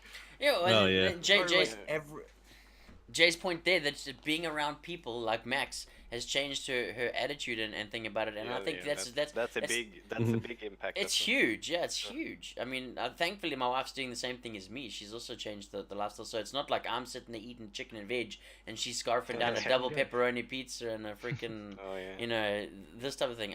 It's bad enough that I have to make chicken nuggets and chips and stuff for the kids, because you know what kids eat, like crazy Yeah. things. Like, I want the dinosaur nuggets. I want the dinosaur nuggets. Fine, have your dinosaur nuggets. And I'm just looking at these going, I love dinosaurs. oh my god, dinosaur nuggets look so good. You know, that type of thing. But so you have those influences.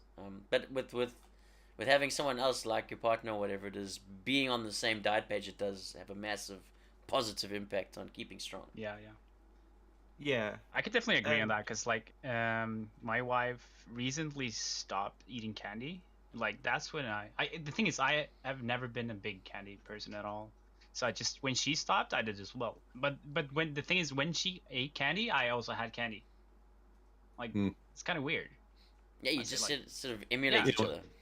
When Yeah, it's it's convenient right in front of you, and Yeah, it's like, Yeah. oh, well, it's here, so why not? Why not? Yeah. So easy. I'm actually gonna take a couple steps back here and go back to the water topic that you brought up earlier. I didn't really think about it because to me it didn't make I didn't clue in. But Dory, you said cutting the soda out of your life is really, really difficult.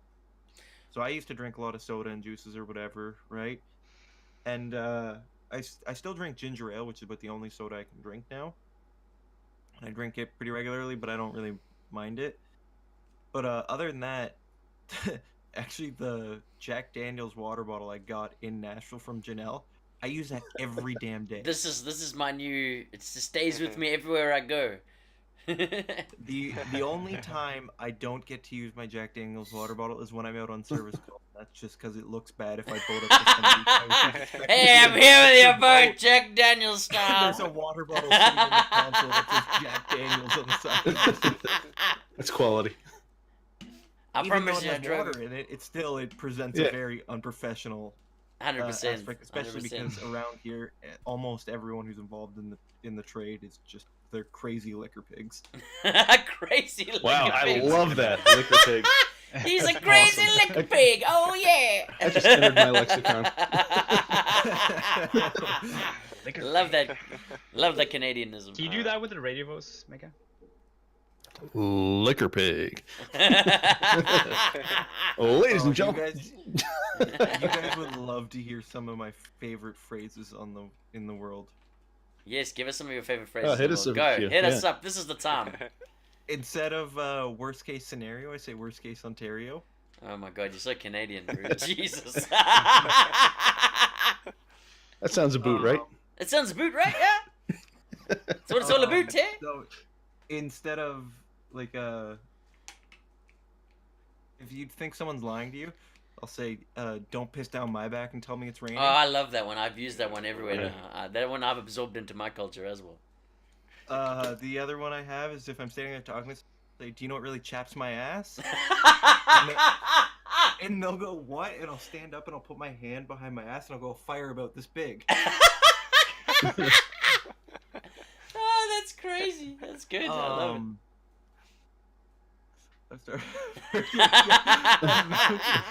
Yes, yes. There's what it is. We've got the sailor, the pilot, and the Mountie and the Marine. There we go. Flairmania gets the army helmet. We are ready to go, boys. Another one I say a lot is, does the Tin Man have a sheet metal cock? Yeah, he does say that a lot. He does say that a lot. TOS. I'm assuming yes. Yeah. Is it galvanized? I'm just BRB. I'm not even gonna touch that one. You know what I'm saying? Is it galvanized? I say,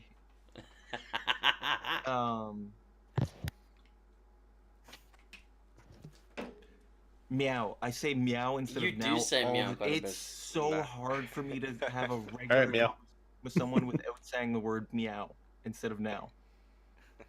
I thankfully have avoided the meow section of my It's of to the my point life. where if I type the word now in my phone, it auto corrects it to To meow. meow. That's classic. That's when you know you've been talking Canadian far too long. Far too long. But yeah, so I mean that's pretty good. So everyone's kind of on the same page with where we are on fitness and goals and things like that for 2019. What else has been going on in everyone's worlds that has impacted them for the year? Has there been major life changes across the board for people? Are you looking at a boring year going forward? Has there been something that's inspired you to make the change? Like I said, for me it was going to TwitchCon. That's the reason why I'm doing the fitness thing, the big major change, and doing that. What else has been inspiring you boys to get going and do things? Yeah, I don't know. Instagram. Explain, Canadian. Tell me now.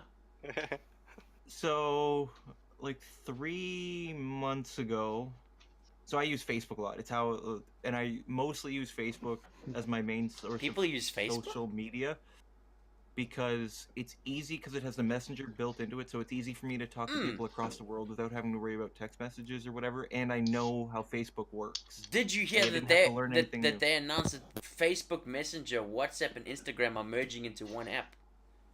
Oh, I there. did Wow. not. I had no I idea. I Instagram heard and someone talking about that today, and I was like, I don't know if it's 100%. I cannot confirm it or not, but someone was reading something on the internet like, oh, Messenger, Facebook, Facebook Messenger, WhatsApp, and Instagram are merging into the same app. I was like, well, they're all owned by the same sort of people, so I can see it going that way. But so that's my main social media, and I was talking to a younger person. I think they were like 18 or 19, somewhere in there. And so I was talking to them about Facebook, and they're like, "Oh, that's for old people." And it hit me hard. I was It like, is for old people. So Damn, Snapchat's that where it's hurt. at, Bruce. Snapchat's it where was it's like at. It was like they punched me right in the kidney. Hey, all the Yeah. kids are on Snapchat, so Clay. What are you doing on Facebook, Grandpa? Because you You use know it. I love Snapchat. It's my second favorite social media. But anyway, so I've tried to Yeah. expand into using Twitter and Instagram. And so I'm looking on Instagram and I'm seeing all these crazy pictures of people doing cool stuff or these insane sites. And I'm like, I want to see more than little old rural Ontario. Like, I don't even mind exploring in Ontario. I want to get out and see more. And that's That's one actually of quite the good. inspirations of getting out of Canada. We all live in very Right. different places. Have you guys done a lot of traveling around where you live? Or is it merely a go to work and come home type of thing for you, and your traveling consists of traveling internationally? Combination of both for me. Yeah. Yeah. Have you explored Yes, your local but area? not a lot in Sweden, to be honest. That's kind of weird. But you tend to prioritize going abroad, I'd say, because it's like more exotic somehow. I don't know why. Like, but Okay. yeah, I mean, it's basically the same money as well. That's kind of weird when in Sweden. Like, you could get a like flight ticket cheaper to go to Spain than you could like just a bus ride to some cities like far away. It's kind of weird. Okay. Yeah, I've got 3 major tourist areas right around my house. So it's 2.5, 3 hours to New York City, an hour to Philadelphia, 7 minutes from my house to Atlantic City. So party at Mega's house. Let's go. hey, let me know. I got plenty of spare rooms. There it is. We got it. Podcast coming live from Mega's house next time. Oh yeah, Okay, so yeah, I'm down to party at Mega's house, of course. let's do it. But I want to just point out something in chat. Potsy's use of the words, I guess you could say I acquired a girlfriend. Sounds like a good kitten? investment, Potts. It's just such an uncommon way of wording that I'm just like, how did you go about acquire? Like, it makes me question. He woke up one day and there was an extra toothbrush. He ordered it on Amazon when he was drunk. Like, I'm sitting here and I'm like, does one acquire a girlfriend? Cleaning lady to the Yes. to girlfriend. Yeah, she did Well, walk she in knows last your time. deepest, darkest secrets. She did walk in last time we were all on Discord together. But yeah.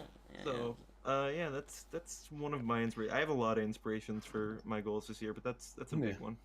But that's great with the bike though, because can't really go too far with the bike. So that's So you have driving around more locally. you have The explored a lot of few your week- local area few because weeks of the I had bike. last But- year, I had a work buddy.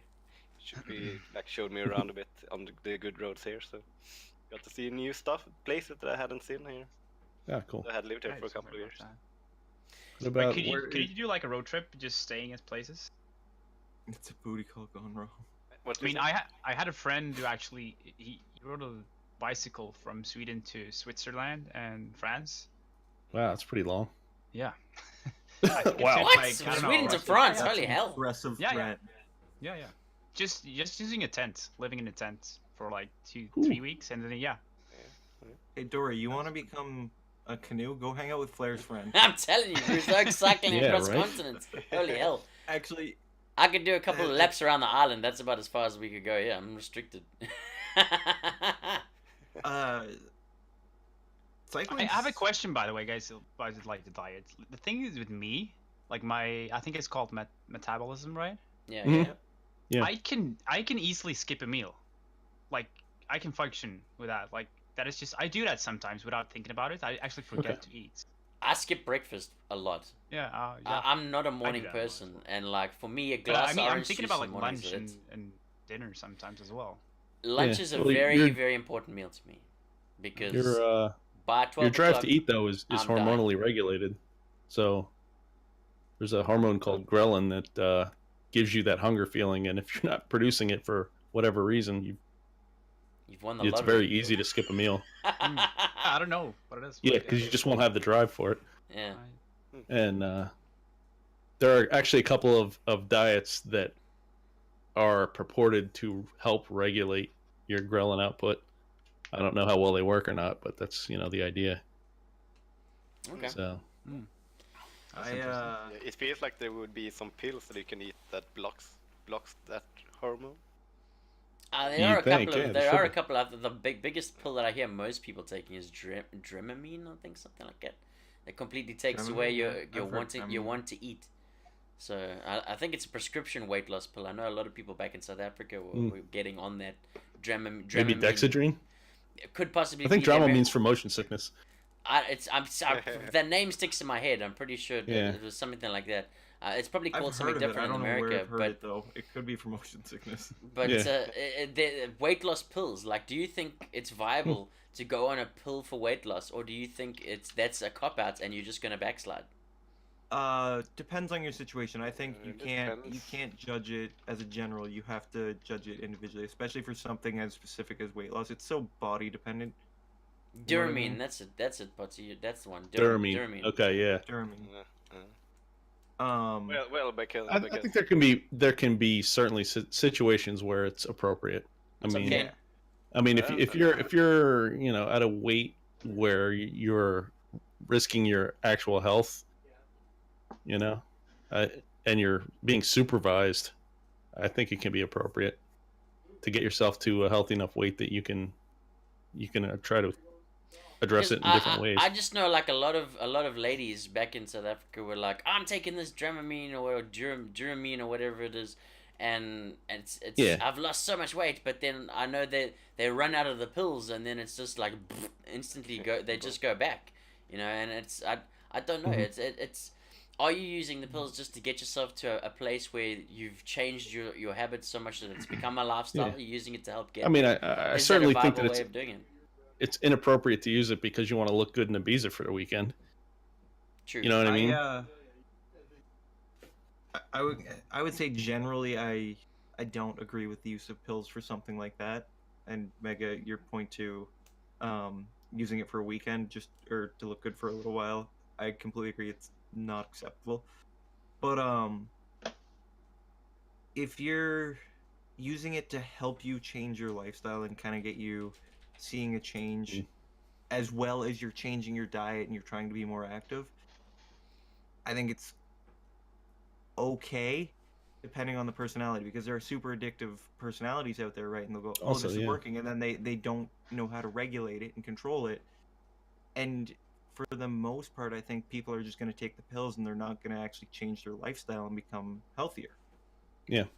But I'd say, not- I'd say though, if there is a pill that you can take once a week, and then you will stay fit for the rest of your life, I'd take the shit out of it. If it was once Always a looking week for and the it quick did the full fixes. job, but that's Yeah. the mindset that gets you and in if it's, trouble. if it's safe, of course, like you don't.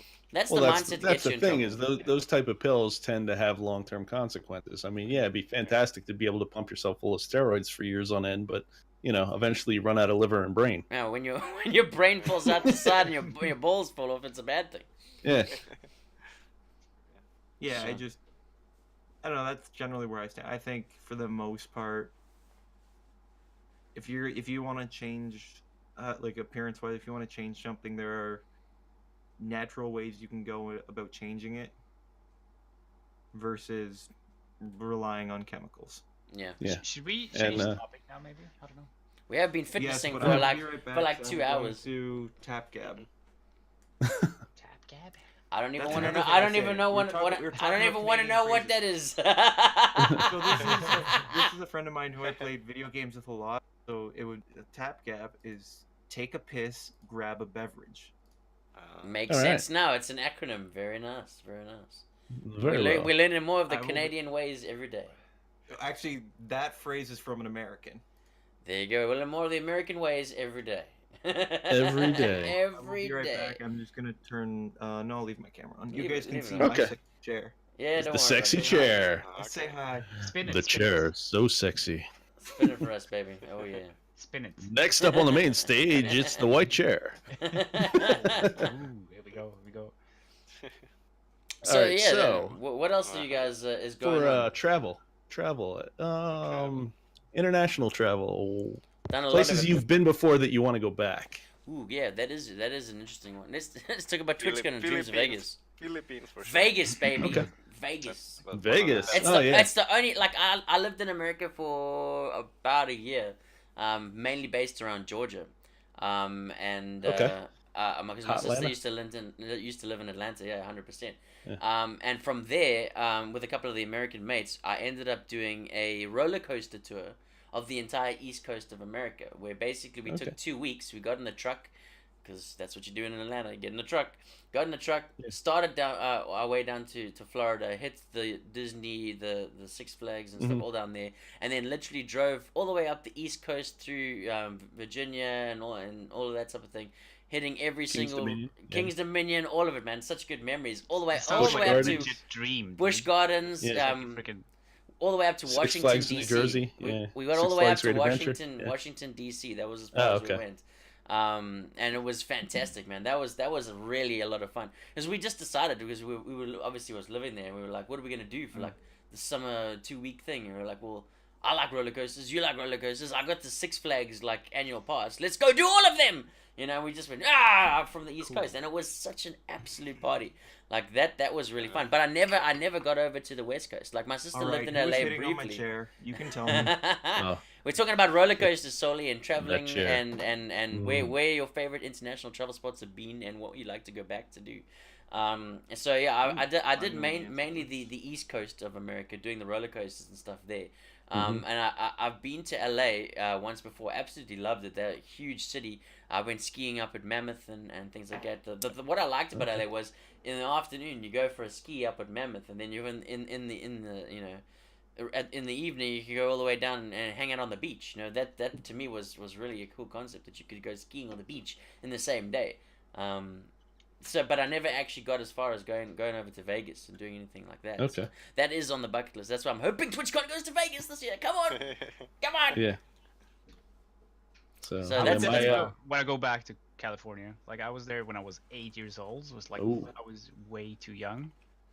But we went to Disney World and things like that. It was yeah. Oh yeah. amazing. We Yeah, actually in lived Anaheim, San Diego. I used to live in San Diego. Oh, cool, dude. Yeah, I lived there for 4 years as well as in the Marine Corps.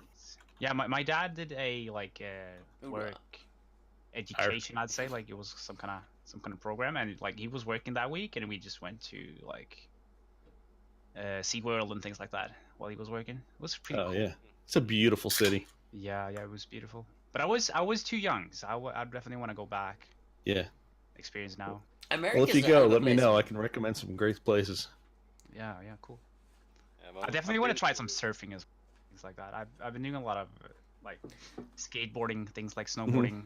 If you can But skateboard, never- I you never can tried. surf. Never tried surf. If you can Yeah, I skateboard, actually you tried. can I surf. tried. wanna I try tried surfing. skimboarding. But I used to skip, live- I used to but live I in can. Cyprus for like Yeah, summers. I know how to snowboard, but I can't surf because I tried it. Oh yeah. Snowboarding is the Nice. exact opposite of Try it. surfing. It's the exact opposite. Snowboarding, you got to lean on the left foot and go down the mountain. Surfing, you're on your back foot pushing into the wave. As I grew up in Durban. Hey, what's up, Em? Welcome in, welcome in. Yeah, I grew up in Durban, where it's a surfer town. We basically it's all surfing. Yeah, surfing, I want surfing, to. I want surfing, to go to surfing. J Bay and surf so badly. Yeah, been wanna there, try done that, surfing. mate. Been there, done that. That's pretty cool. Yeah. It's pretty So cool. my balance used to be terrible with that kind of stuff, but since Okay. I started riding stand-up jet skis, I think I could take surfing on and maybe not be successful right away, but I think I could pick Yeah. it up. Well, if you start with appropriate equipment, it's much easier. Like if you start on a longboard, it's like standing on a picnic bench. You know, it's very stable. It floats like crazy. Not like, you know, you're not going to start off on a 5-foot shredding board Yeah. and have any success. You're just not. Have It's you, like, you know, like anything else. If you do what's appropriate to your skill level, you're going to have a much have better you guys time. tried any of those To be honest, I'm artificial a little waves? bit opposite like that because I always tend to do the hardest thing and I just do it 1,000 times.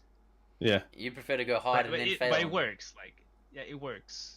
I don't Yeah. know why. Like, but it depends. Like you have to stick to it though. Well, thank you, Em. Appreciate that. Have you Oh, guys thank tried you. any of the Oh. of the artificial waves and things like that before? No. I've no Oh, that experience. would be sick. They're pretty fun. We had one at Gateway. We had Durban is a weird town. They had the largest mall in the southern half of Africa. So they had an Okay. artificial wave and skate park at the mall. So we used Cool. to hang out there, and that was literally 5 minutes from my house. So we used to hang out there all the time. That thing is a little bastard because you think, hey, this is gonna be cool and fun. You step on it, and it's instant face plant. Bam! And it washes you against the wall on the back, and you're just like, hey! But it's more like skateboarding. Like it's kind of like on Yeah. imagine skateboarding on a road that moves while you standing still.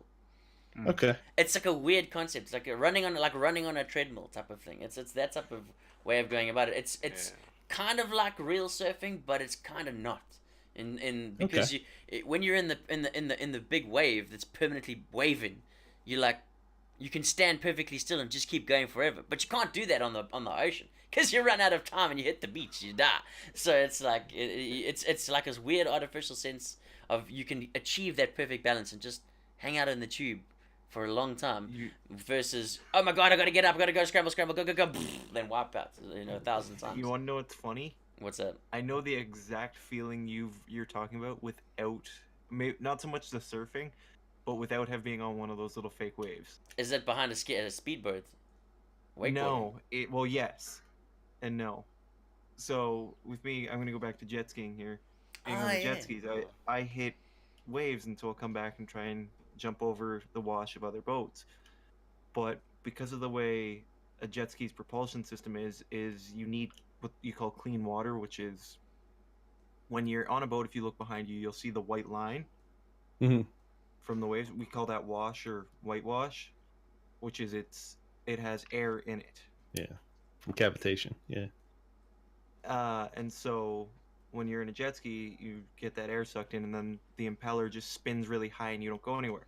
So I'll come up to boats, and I'll be going, 30, 40, sometimes 50 miles an hour, and I'll hit Dangerous. the wash of other boats, and then I'll just go, and I'll just sit there full throttle and just sit in the same spot, like 5 feet behind the boat. We're still Shit. moving, but it feels like you're not going anywhere. Like driving a And, scooter up a mountain. It gives you this really weird feeling. And then the other thing I wanted to mention, I just want to tell this story because I think it's really funny. So earlier this year, we were out jet skiing with my brother and I, and there was this boat, this massive boat, and it was running along the lake, and he was coming towards us. Hey, Dana And Marie. he had his boat trimmed really weird, and so it created this massive wave. And so I was on my small jet ski, so it only does about 35 miles an hour, and so I hit this wave wide open. I launched up into the air, and I remember like coming to the peak of the air and going, 1, 2, this is gonna hurt. then I Okay, that's an interesting topic to talk about. Yeah. What is? I've never wanted a GoPro so badly in my life. I've never wanted you to have a 15 feet in the air. GoPro more than that. I want to see that YouTube video, man. What is a sport that you guys have done that you've injured yourself in the most because you've been an idiot and or just been trying to do something crazy? What sports have you guys done that have been that extreme? For me, it's shattering my wrist snowboarding in Colorado. That was quite fun. Going on a double black diamond trail with my brother-in-law and skipping through the trees. Always turned down for one and hitting that patch of ice, you slip out, and I landed on my arm like this, and the bones in my arm here, I crushed them like so that there was it splintered a little bit, and I didn't even realize it was bad. Got up and carried on going down the mountain. Then I got down and just realized, oh my god, I can barely move my fingers, and it just went whoop, and I had a giant wrist for the rest of the 3 days that we were there, which was kind of shitty. But yeah, so what have you guys done that it's been extreme sports and injuring yourself? Go! Ice hockey. Ice hockey. Now Ice that's hockey. a violent sport. Yeah. It broke. I was. going Please tell me how you backwards, did and that, Tim and Potty. I was going Yeah. back, like I was going facing forward, then I turned on like Heard it a couple backwards, times. and then it just stopped, and I fell, and it stopped with my hand, and it broke my wrist pretty badly, so they had to like operate me with it and put in some metal, Some pins. Yeah. Oh wow, Like pins and hectic. screws. Yeah. like a plate, Um, like a metal plate, because like the Oh, okay. bone yeah? shattered in tiny small pieces, so they had to like puzzle it back. Put it back together, yeah. And the worst part was that was like a day before New Year's Eve, or it was maybe the New Year, maybe it was New Year's Eve. So there were no doctors available, so they just Oh sent me home. shit, yeah. Oh, just no, yeah. just, With just painkillers. gather those bones up and hold them there. You'll be fine. Fine Wow. till the morning. Sit it out, You dude. you have the option. Man Either up, you can Jimbo. drink alcohol or Man take up. the painkillers. Oh Or yeah. both. Wow. No, yeah, that wasn't allowed. You can choose what you want to do and then come back tomorrow. Diana Marie Um, saying Flair looks like Charlie Hunnam. I'm kind of seeing it. Oh yeah, bro. I thought that from day one. Yeah. We got the son, leader of the Sons of Anarchy. This Yeah. this scar Okay. is still there. So was the Oh, right yeah. wrist, eh? So I have 2 stories for this.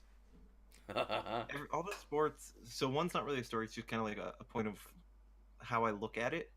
All the sports I do, because I don't really play baseball or football or any like conventional sports. I do motorsports and stupid stuff, more extreme sports.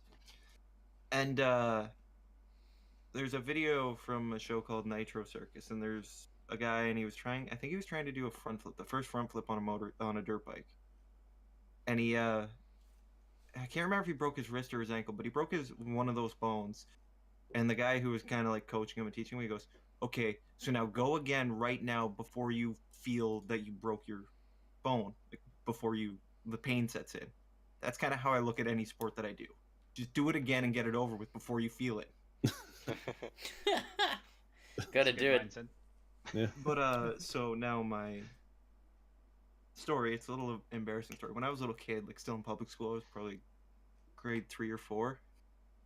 we get what they call electives, right? Okay. Which is for, I think it's 5 days out of the year, you get to go and do some activity outside of the school, part of the curriculum. So I chose downhill skiing, so I went. My sister went. everyone in the Downhill school- skiing. That is so cool to have that as an option. Yeah, you get out and you do like adventurous stuff. There were a bunch of options, and I did downhill skiing. And so I got my pass. They give you like 3 different stickers that allow you to go on different hills. So I got the one that let you go on any of the chairlifts. And so me and some friends, we found some off-hill trails. And so I was, I'm like, okay, I'm gonna go on the off-hill trails. I didn't know you weren't allowed to go on them at the time. I was little. And so there was this one, and you're going down the hill, and there's no real way to control speed through this trail. You just kind of have to go and commit. But at the end, there's a 90-degree turn down, and it probably drops down 10 feet very, very dramatically. It's probably like a 60% grade or something like that. Yeah. 60-70% grade. But it's also on a rock face. Ooh. And typically the rock face is covered with snow, so you can turn. For me, it wasn't. It was covered The in rock face had ice. Yeah. The rock face was icy and just bare rock face, so I tried to turn. Didn't. Slid, hit a tree. Oh man, the old hit a tree. But wait, the story gets better. So, my sister was on the chairlift on the hill that I was on. And so she was looking down at the hill, kind of looking for people she knew, right? Yeah. All she sees is a ski pole come out of the bush, just randomly, just thrown on What? It's a ski ball! onto the hill. Then there's a ski. Then there's another ski pole. Then there's another ski. And then I walk out of the Then a brother. trees, Yeah. And she's sitting there yelling at me from the chairlift. What happened? I'm like, I want to talk about it. Leave me alone. Potsy, stupid stuff. That's my cup of tea. If you're gonna be dumb, you gotta be tough. That's it. That's it. Anyone else? What are your major injuries? Let's see. I have not From had many injuries. sporting. Sporting injuries. Yeah, What I extreme dislocated sports have you shoulder done? boxing. Boxing with shoulders. Okay. Yeah, I dislocated my shoulder boxing. Was that because you hit him too hard, or he hit you too hard? No, it was because I was boxing longer than I was conditioned for. So I'd thrown probably close to 1,000 punches, Holy and hell, so man. my arms are rubber. So my punches that I'm throwing are completely just coming from my hips and legs. And the guy that I'm boxing with slips a cross that I threw, just steps out of the way, and I don't have enough arms to pull the glove back, and the glove just carried my arm right out of the socket. Oh, sounds rough. Sounds rough. Damn. Yeah. So it was, probably like 20 rounds of boxing. I mean, we're just sparring, but Did someone pop it back in, or did you go to the hospital? yeah, actually, once they took the glove off, it just happened to pop back in, just at random. Luckily, Hectic. so I dislocated my friend's shoulder.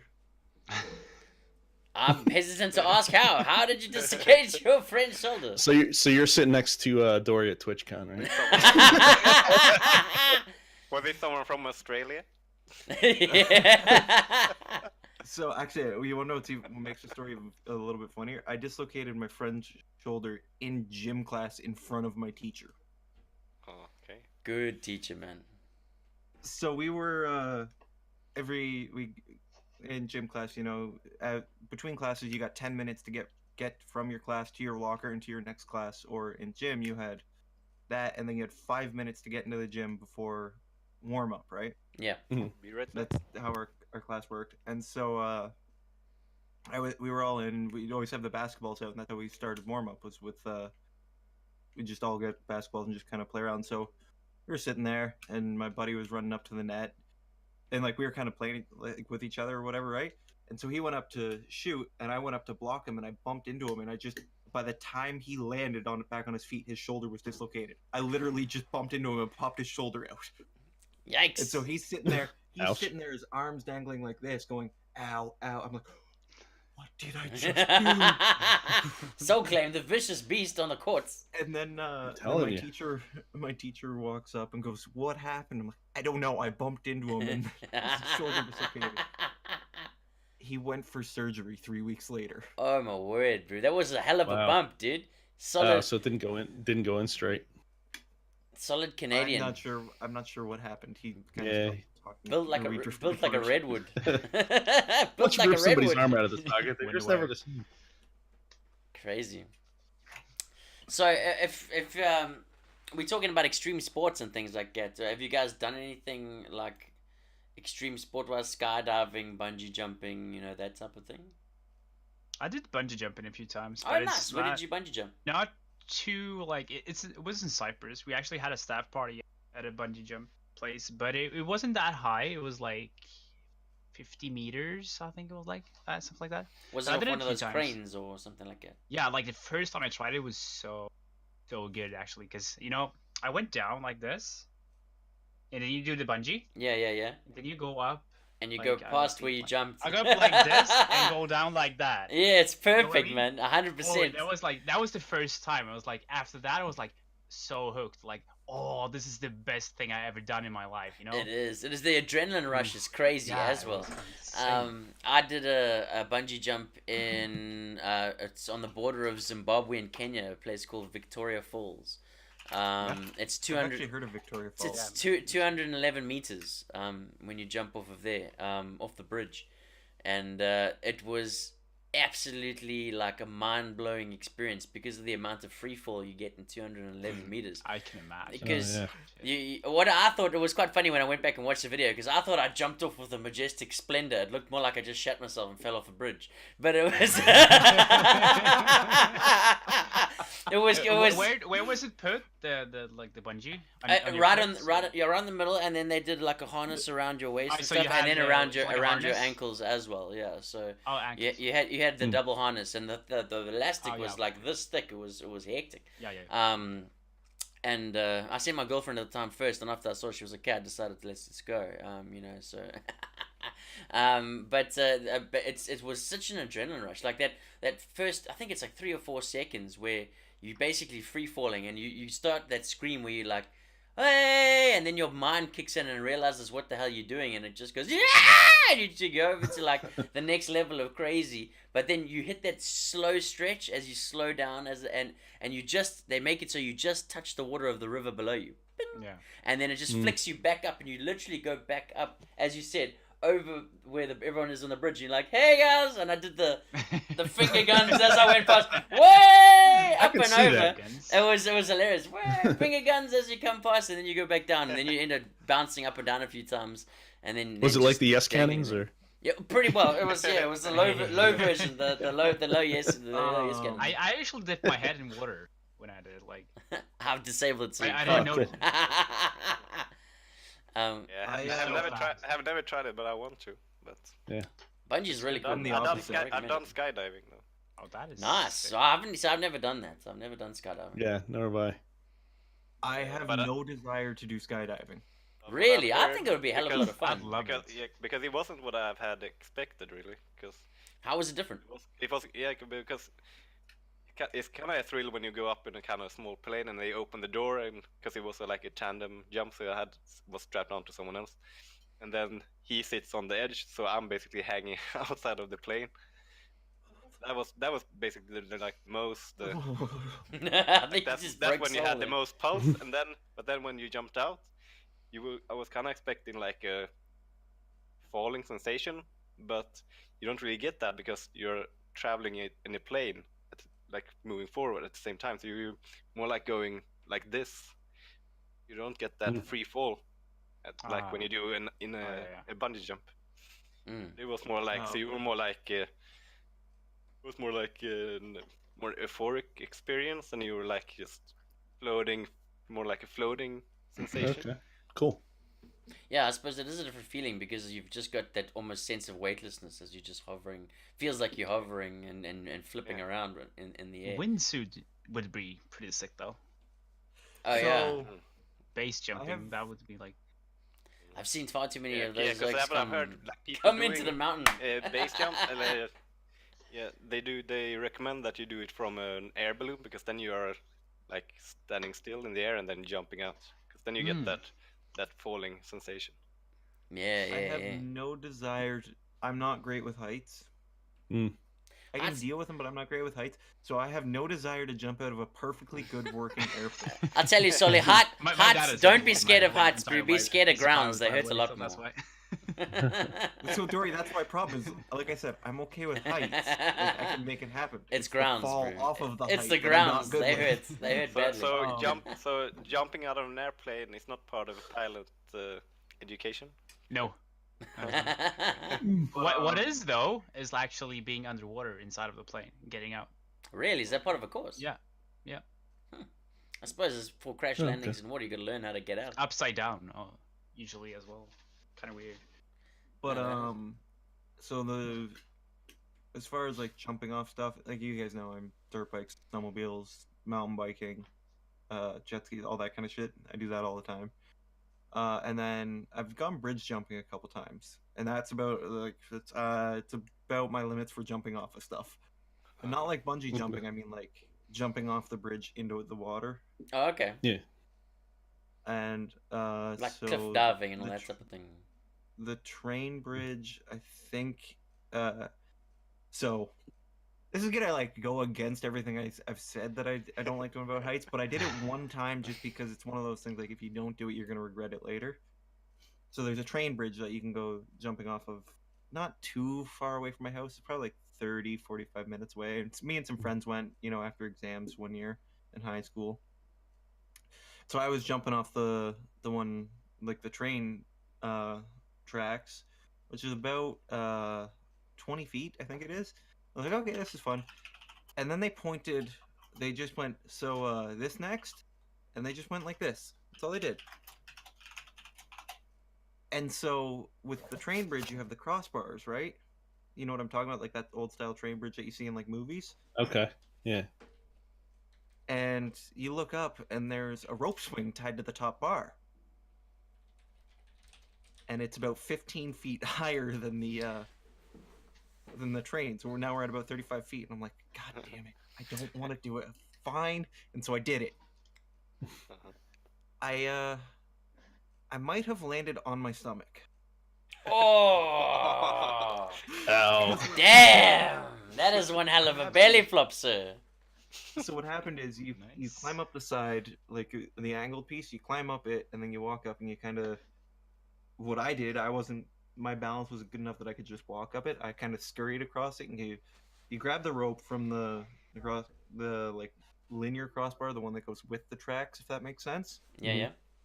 And then you walk out 5 or 6 steps that's going across the tracks, so you can get the swing out into the water. If that all makes sense. Yeah. Yeah. So I did that, and when I let go, it turns out I let go a little too late, so I went into a backflip. Oh shit! Nice. And it's not like I can flip when I want to, but I wasn't planning on flipping, so I couldn't correct. So I did 1 1/4 and went right on my stomach. Oh, that's tough. That is tough. Nice. Yeah, and in Like I Durban, said, if over you're one gonna of be the. dumb, you gotta be tough. You didn't have a GoPro. Yes, next time you do something Yeah. like it, please GoPro It's that a so we can theme. we can put it up for the people to watch. This was before GoPros were easily accessible. 4.7 from the Romanian. You should judge. redo it then. Well, in Listen, Durban over Dobrock. the soccer stadium that we've got that they built for the World Cup, they've got I think it's the world's largest swing.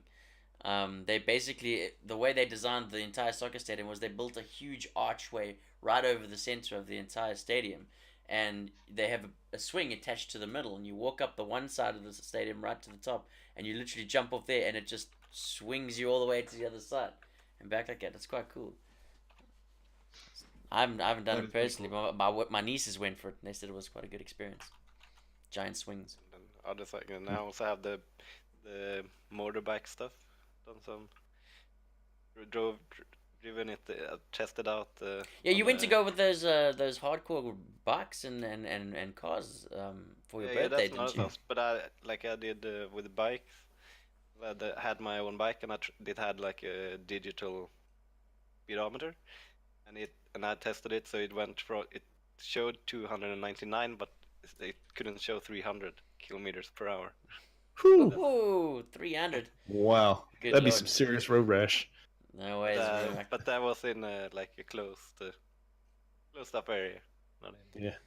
Yeah, it's like the TT here, mate. There's this something kind of insane. Like, I'm not a huge bike person, and I wasn't before I came to the island in any way.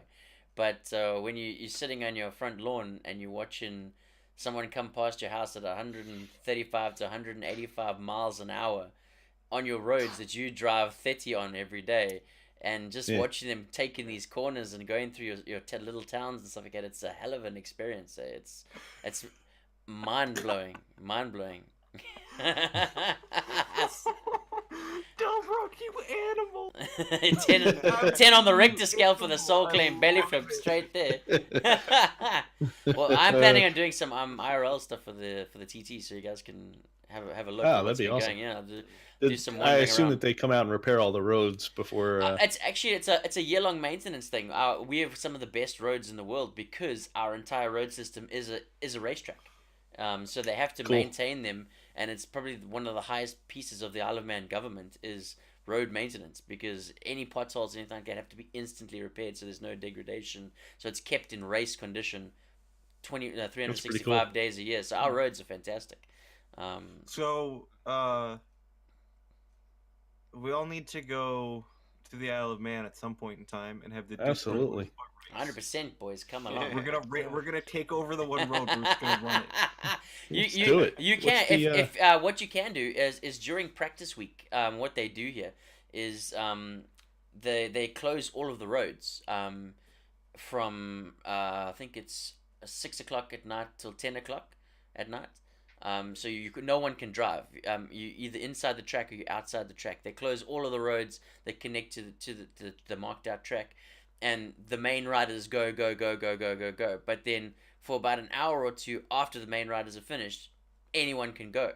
So you can bring your own bikes and come and do the TT track while it's in race condition for like an hour or two on the practice day and under race conditions. It's pretty cool. A lot of bikers I would come and do that. absolutely love to do that, except Dory would stream the death of Soul That's right, boys. Here on the cruise ship, the Death of Soul Claim coming up 2020. Isle of Man. If I was on a dirt bike, I would do a dirt bike with in street trim. I'd do pretty well. But if I was on a proper street bike, absolutely die. Yeah. Potsy, it's funny as you say, like pouring oil on outside of the road. The marshals are everywhere and they're constantly patrolled. If you even cross the road when there's no when they basically sound this hooter and everyone goes into race conditions for X amount of time. If you walk across the road during that time and anybody sees you, catches you, it's jail time. It's jail time here. Should be, yeah. Yeah, it's heavily controlled. It's ridiculous. Like, you have to. You're gonna kill somebody. Exactly. It's not like a car where they're so protected, right? Yeah, I mean, the driver is so protected. If they swerve to avoid it, it's the most dangerous race in the world. It's the most dangerous race in the world here. We had four deaths last year. Yeah, so this is actually what I was going to ask you a minute ago. Did you know about actually, anyone in here, did you know about the TT before you met Dory? And Dory, did you know about it before you moved there? Quite honestly, no. I had no idea. Like I said, I was never a bike person. But it is so ingrained into the island culture here that it's like, it is completely part of what everybody does. Especially for those 2 weeks, the whole island basically shuts down, and we double in population. I mean, we sit here during the non-TT times. Our population on the island is 40,000 people. So we have 40,000 people on the island. During TT, the 2 weeks, literally, I think last year, we had 27,000 bikes arrive. Wow. So we almost double in population on the island for those 2 weeks. It's absolute madness here. Absolute madness here. Yes, that's something that might happen, Patsy. But yeah, it's crazy. It's literally you can't move. What the Isle of Man government does is during those 2 weeks they will pay you to rent out your house to other people, so you get double the amount of payment because there's not enough hotel accommodation on the island. Literally, they set up tents and stuff in all of the farmers' fields for all of the bikers and everything like that, and they pay the residents to either go on holiday and rent out their houses to the people, or to do what it's bunk up with friends or whatever it is for the 2 weeks that people are here and rent out their houses to bikers and race people and everything like that, because it's such a huge industry for us on the island that those 2 weeks the island makes pretty much 90% of its tourism industry money in those 2 weeks here, because we literally have 30,000, almost the entire population of the island amount of bikers comes to visit. You can't move for bikers, it's crazy. But it's a hell of an experience. It's just to walk around, the whole atmosphere. It's like the whole place becomes a party town for 2 weeks. They have beer tents and drinking things and a fun fair set up on the promenade and all that type of thing. So there's live bands and parties happening all through the night for 2 weeks, and it's really it's a hell of an experience. They have beer tents. This year they have Dory's Tequila tent. Yes, Just coming soon. literally Coming soon. Nice. a picnic table in Dory's front yard with him going, "You want some tequila?" You want some tequila, boys? Let's do it. Live stream it. Yeah. Come and have some tequila from the captain. Tequila is the captain's booth. That's Free like tequila if Dory can feel you. Monkey TOS. Monkey TOS. Maybe not that far. A Isle of Man tequila brand. There probably That'd be is. Actually, if there isn't, that's you're seeing it now. I'm trademarking that, guys. Thanks. Yeah. But we have a lot of beers that are brewed specifically for the TT. Like I said, we have quite a lot of strict beer laws on the island. It's illegal to make a shit beer here. Like 100%, it is written into law that you can only It use. certainly isn't here. Top quality products and all that sort of stuff. True. Huge like things against it. And like I said, they've got specific TT branded beers, which are like TT, this and that they makes only around that time of year. They're only available for the TT and stuff. So it's the whole island's heavily branded towards that. It's quite a good experience. But yeah, so it's been pretty good so far. What have we been going for about 2.5 hours? Have you guys got anything else left, or have we reached the end of this week's podcast? You guys tell me. Anyone in chat? It's got anything early they for wanna me, discuss? It's only 9:30 for me. It's early so. for me. It's 2:30. Haha. Yeah. What's the command? I just want to do it one time. It's Discord Boys Podcast, right? Yeah, exclamation mark Discord boys to get the With an S. Discord server up. Yeah, there it is. Yeah, with an S. There it is. That's the Discord Boys Podcast Discord server. If you want to join in and give us topic suggestions and see reruns, and if you make any clips or anything, post them in there. Or if you have anything else you want us to talk about, post it in chat. Yeah, join up and let us know. Otherwise, what are you guys' plans for the rest of the week? I know I'm sailing the cruise ship tomorrow. It's gonna be Looking another forward Jack- to it. Yearly another whiskey meeting. Jackbox. I Yearly have my whiskey meeting. grog ration for tomorrow. Yeah, Yes, it's gonna be man. nice. That's cool. That's Ooh. something to warm up for your stream. Sorry. Yeah. It's gonna be I'm good. actually gonna stream on my own as well in the middle, but yeah, see how that goes. Okay. Cool. I agree with AJ Max. That does sound like a great topic, but I feel like we should do that when Potsy is on the podcast. Yes, Potsy, have you Oh, sorted yeah. out your Yeah. camera yet so we can get your butt in here so you can be my 6-screen region and balance this shit? So I don't have to have Soul Claim sitting in the middle. I can put everyone on equal lines. It'll be great. I'll enjoy sorting that up, yes. Yeah, Awesome. I would love to sit here and gossip about Potsy's acquired girlfriend, but Yeah. I feel like it would be much more beneficial. We need to hear the Australian Beastmaster himself, the Savage-Eyed Blue God, to defend himself. Another blue-eyed one. And Oh, Max jeez. is coming in clutch with the title already. Hashtag blame Potsy. Oh, yes, there it is. Tune in next week for the hashtag Blame Potsy edition right here on the Discord Boys Acquired, yeah. podcast. Where's Thanos when you need balance? That's it. Well, he's actually Yeah, right she above me. got My stuck giant in the Funko tread Pop of his is up boots there. on the way in. Oh yes, Potsy's lives in So the good. arse end of Australia, so his internet's pretty bad. That's why he hasn't come Let's on get yet. That's why he hasn't come on yet. But I think I don't know if you guys haven't got anything else. I think we might wrap it up. And I'm just trying to think of something that'd be entertaining for chat. if it's not entertaining for you, Ba-da-da. you don't want to push it. I mean, we've had a good lot of people in here, which has been really cool to have everyone piling in and checking Yeah. out the Oh podcast. wow. 27. I just mean Nice. like That's been I'm bouncing. having fun. I don't want it to end. That's my thing. We, I if don't you've got know, something to talk like- about, I'm keen to go for another half an hour or whatever. It's dancing. Dancing. Dancing. Here we go. Everybody with a dance move. Let's Oh, go. Everybody with a dance move. Let's go. I'll do this. All singing, Oh, all wait, dancing. can The I Janelle Wheeler do it? edition. I Oh. don't think I can do it in I here. think we've had enough singing. Oh, he's Although doing I the do Carlton. have. He's doing the Carlton. Banana dab.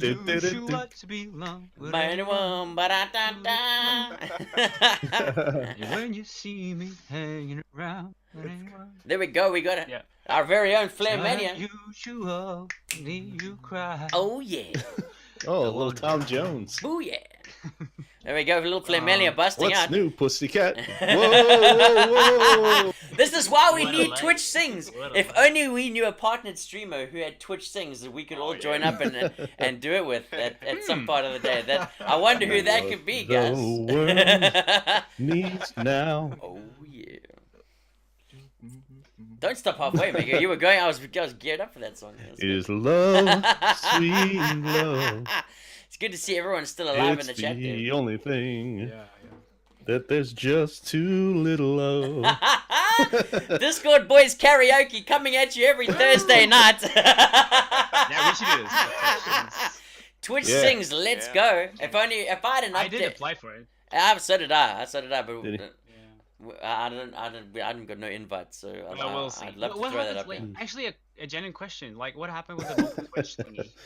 With what? That's right. Wasn't that supposed to be on like DQ's keeping it after going. New Year's?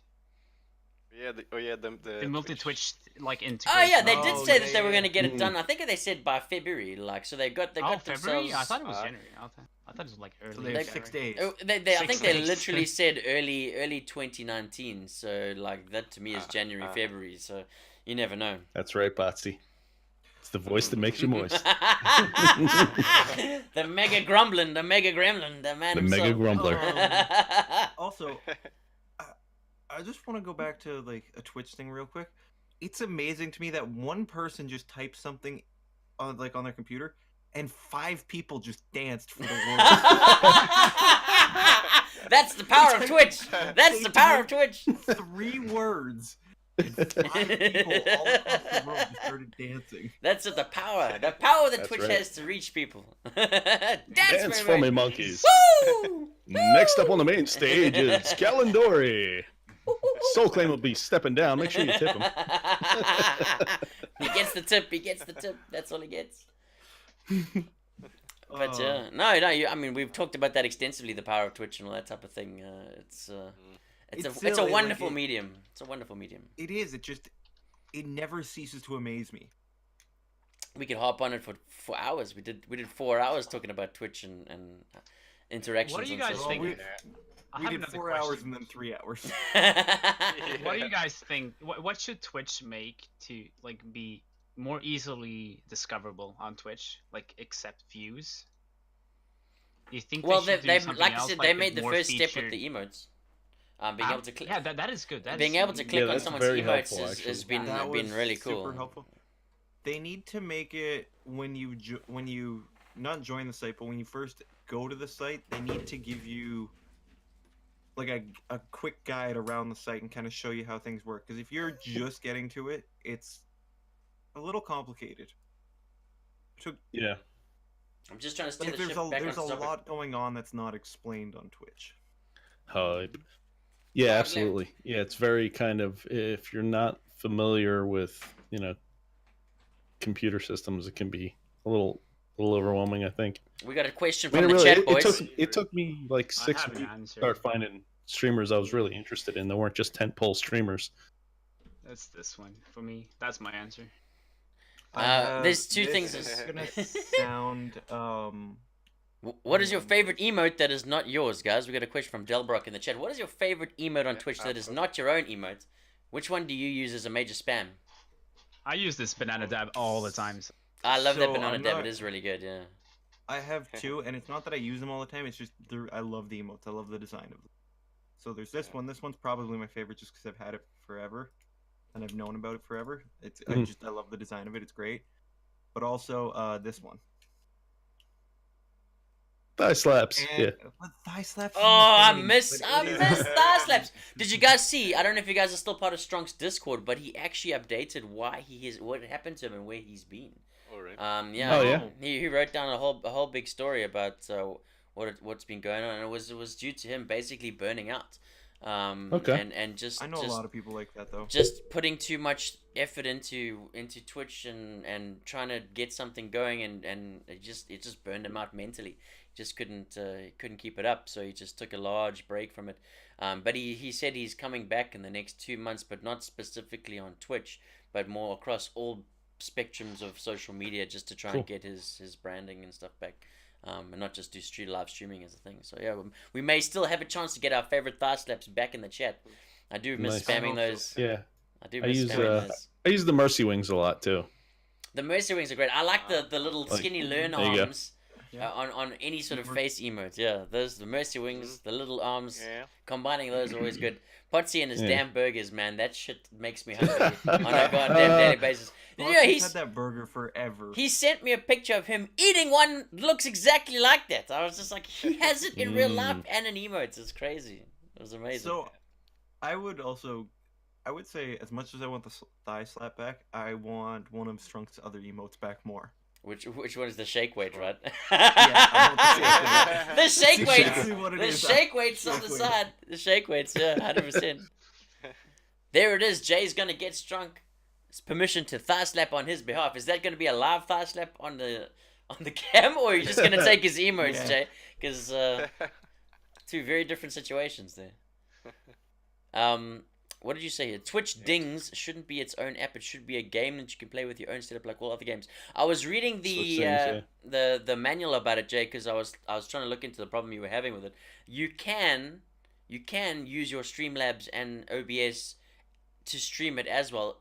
You just won't have your camera in the game. You'll have to use their avatar in the game rather than you on camera. So you could do what I do most of the time with a podcast, is just take your camera and put it over where the camera is in Twitch Sings, and then not it's a care about the separate source. avatar and just use the chat. So it is you do have the ability to do it. It is possible, but the way they would recommend doing it for full interactivity is to fire up and stream directly through the client. It is their recommended way, but it is possible to use slobs and OBS to do it. You just gotta sit and configure that shit. But if you need to do it, we can set it up. Hashtag just say, let's do this. Let's do it. Hashtag Let's- just saying, let's do this. Is there enough characters in that? to That's keep writing that's a about message? that's about this long. Oh, we got a potsy. We got a potsy. You know what this Potsy is. Graham. Oh, Potty. Oh, yeah. You animal. You're making me hungry. Nice. Dory. Oh, no, don't load it up. Dory, here. Dory, don't click the link. I've already clicked the link, Look but at my PC's taking so strain it hasn't loaded, so I'm closing it before it's opened. Damn it, that's the photo I was talking about. That's the one of him Dory, eating I the was live. trying to look out for you. I'm trying to do your support system. I'd Don't cheat clicked on the diet, it. Dory. I won't. Although that does look fucking tasty, tell me. Looks good. I will be severely disappointed in you. I won't. Hey, I Flair, won't. I just want to thank you, Flair, because now I have Tom Jones stuck in my head. I'm glad I I'm know. not the Yeah, only It's, who one. doesn't love I was Jones? thinking the same thing. I was just like, oh god, where should we go? Every time I hear Tom Jones, I think about Mars Attacks. Oh yes, she's haven't Oh. seen that movie in ages. Eh? Flipping hell. Is there any movies and stuff you guys are I've never seen that looking movie. looking forward to You've at the seen moment? Mars Attacks? You haven't seen I Mars don't I Attacks? think I have. I don't think I have. Crazy. It's such a funny movie. Should I? You should put it in the list. Ack. I'm busy rewatching yeah, Tom Jones, Act I think. Lack Back. I'm busy rewatching Vikings at the moment for the second Ugh, time. Catherine Winnick all day long. Dude, it's actually so cool. Like I'm going through a big, because I finally like I told you last time, I got my wife to watch Game of Thrones, so now she's willing to watch other things that she was not willing to watch before because of the violence levels and stuff like that. Because once you watch Game of Thrones, you can watch fucking anything. So, Yeah, right. So now she's all like into this, like, go Vikings, bro, and the type of thing, and not just the football games. But So That's wait, another one I heard. I How looked long like, have you by the and way, your wife been Vikings. married? 7 years. So you're Nice. just now getting her to trust your taste in TV. Dude, My she man. doesn't. She doesn't. It takes a while, but eventually you get there. It takes a while, but you got.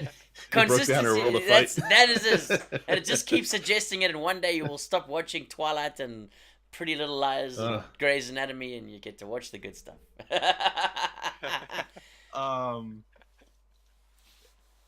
The only movie that I really know that I'm looking forward to for 2019, because I think you started asking that, Dory, was yes, correct. I want to see Captain Marvel. So you're not amped at all for Avengers? Yeah, Avengers is coming in 2019. Is Avengers coming before Captain Marvel though? No, Captain Marvel's up next. I think Captain Marvel's up next. Yeah, Captain Marvel's up next. Yeah, So there was Captain a new Marvel trailer, is wasn't there? either- Wasn't there I some think new Captain new Marvel artwork? is either going to set it up so that I am really hyped for Avengers or really disappointed. No, Potsy. All right. No. Dory, don't click it. I'm not clicking on it because my Okay, PC's Dory, dying. click it. Dory, click it. Oh, jeez. Dory, click it. Hold on, I've clicked it. I'm waiting for my PC to do it. Is that the acquired girlfriend there? Yeah, that's the acquisition. Waiting for it to load. Waiting for it to load. Come on. Oh, this what is the world needs now. All I heard was I read Potsy's message like so innocently, and then I clicked the. Wow, I really went back in time to an innocent point in my life. You're thinking a picture of like Hostess Twinkies or some Oreos, and it's like, nope. That's what they do in Australia. Oh, look at he's got it. He's got it. There Got it is. one more. I believe you ate one of those on your affiliate. That was my affiliate, so I've got one more You for. smashed an entire should one I into make your more? mouth. Ah. The only thing that I have laying around on my desk right now is tequila, club soda, and a jigger. Nice. Sounds Well, you have good. to have the proper I amount got of tequila. Susie. She needs a little bit of inflating, but Susie's still here. Anyone? Nice. Don't you remember? Don't you remember? Oh, You used to I sit don't on. remember it being named Susie. What? It was always called Susie. This has always been Susie since the beginning of time because we were watching. I think Susie Nubikins at the time, and that somehow fell onto the flamingo to be called Susie on Jay's stream. I just don't remember it being called Susie. I have a terrible memory with that kind of stuff. No, I remember the pink Susie's flamingo. I safe just don't here. remember the name. Susie's safe. But yeah, cool. Keep the girl, take the quadcopter.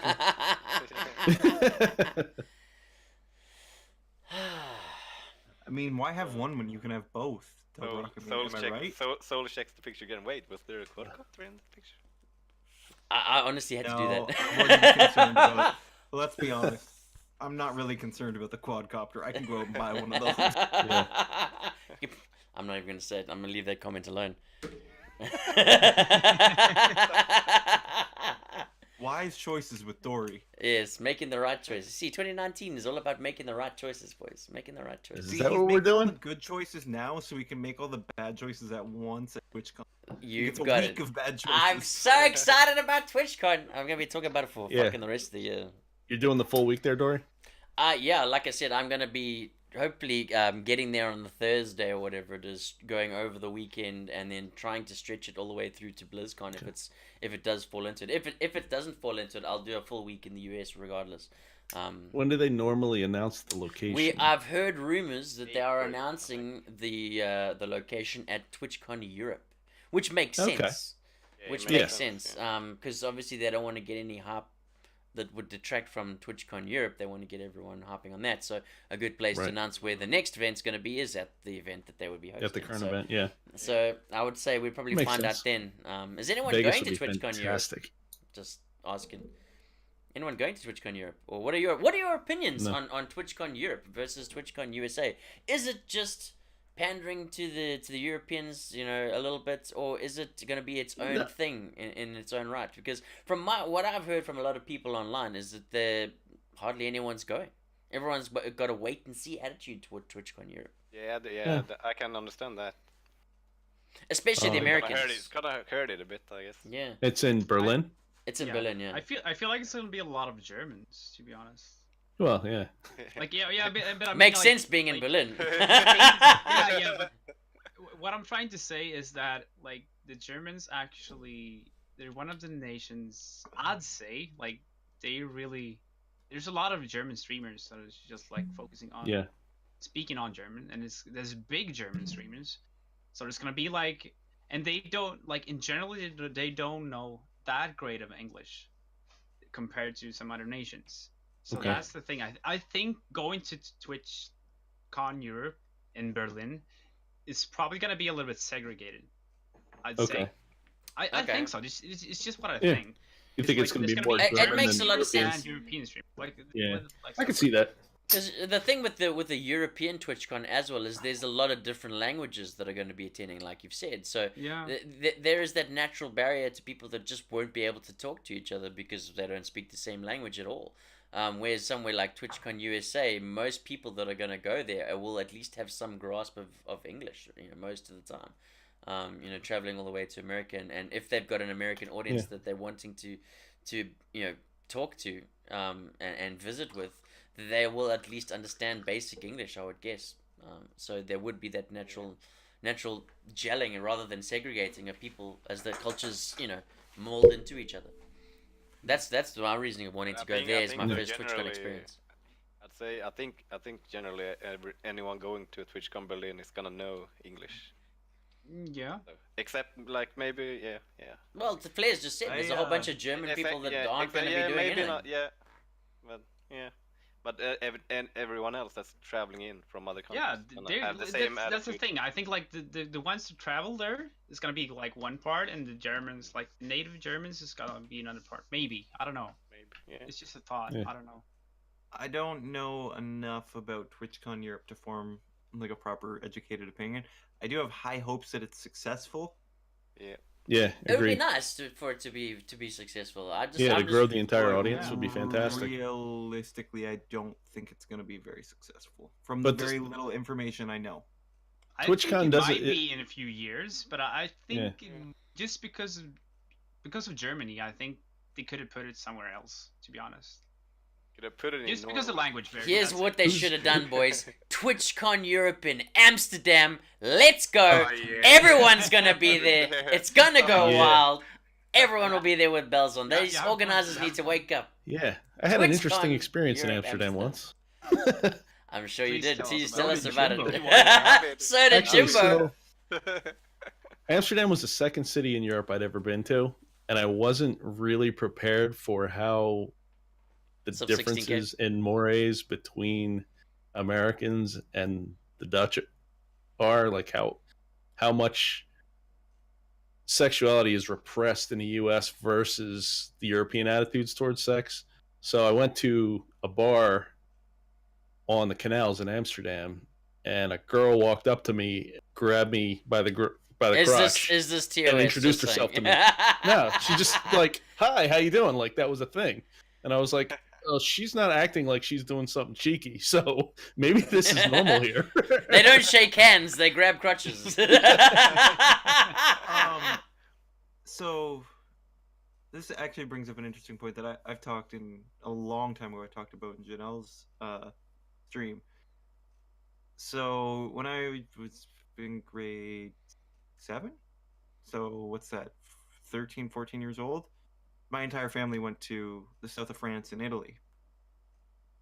And so we very quickly, when we were in France, picked up on a trend that if you introduced yourself to the locals as English speaking, you got a very negative engagement with that person. That is true. That is Mhm. true.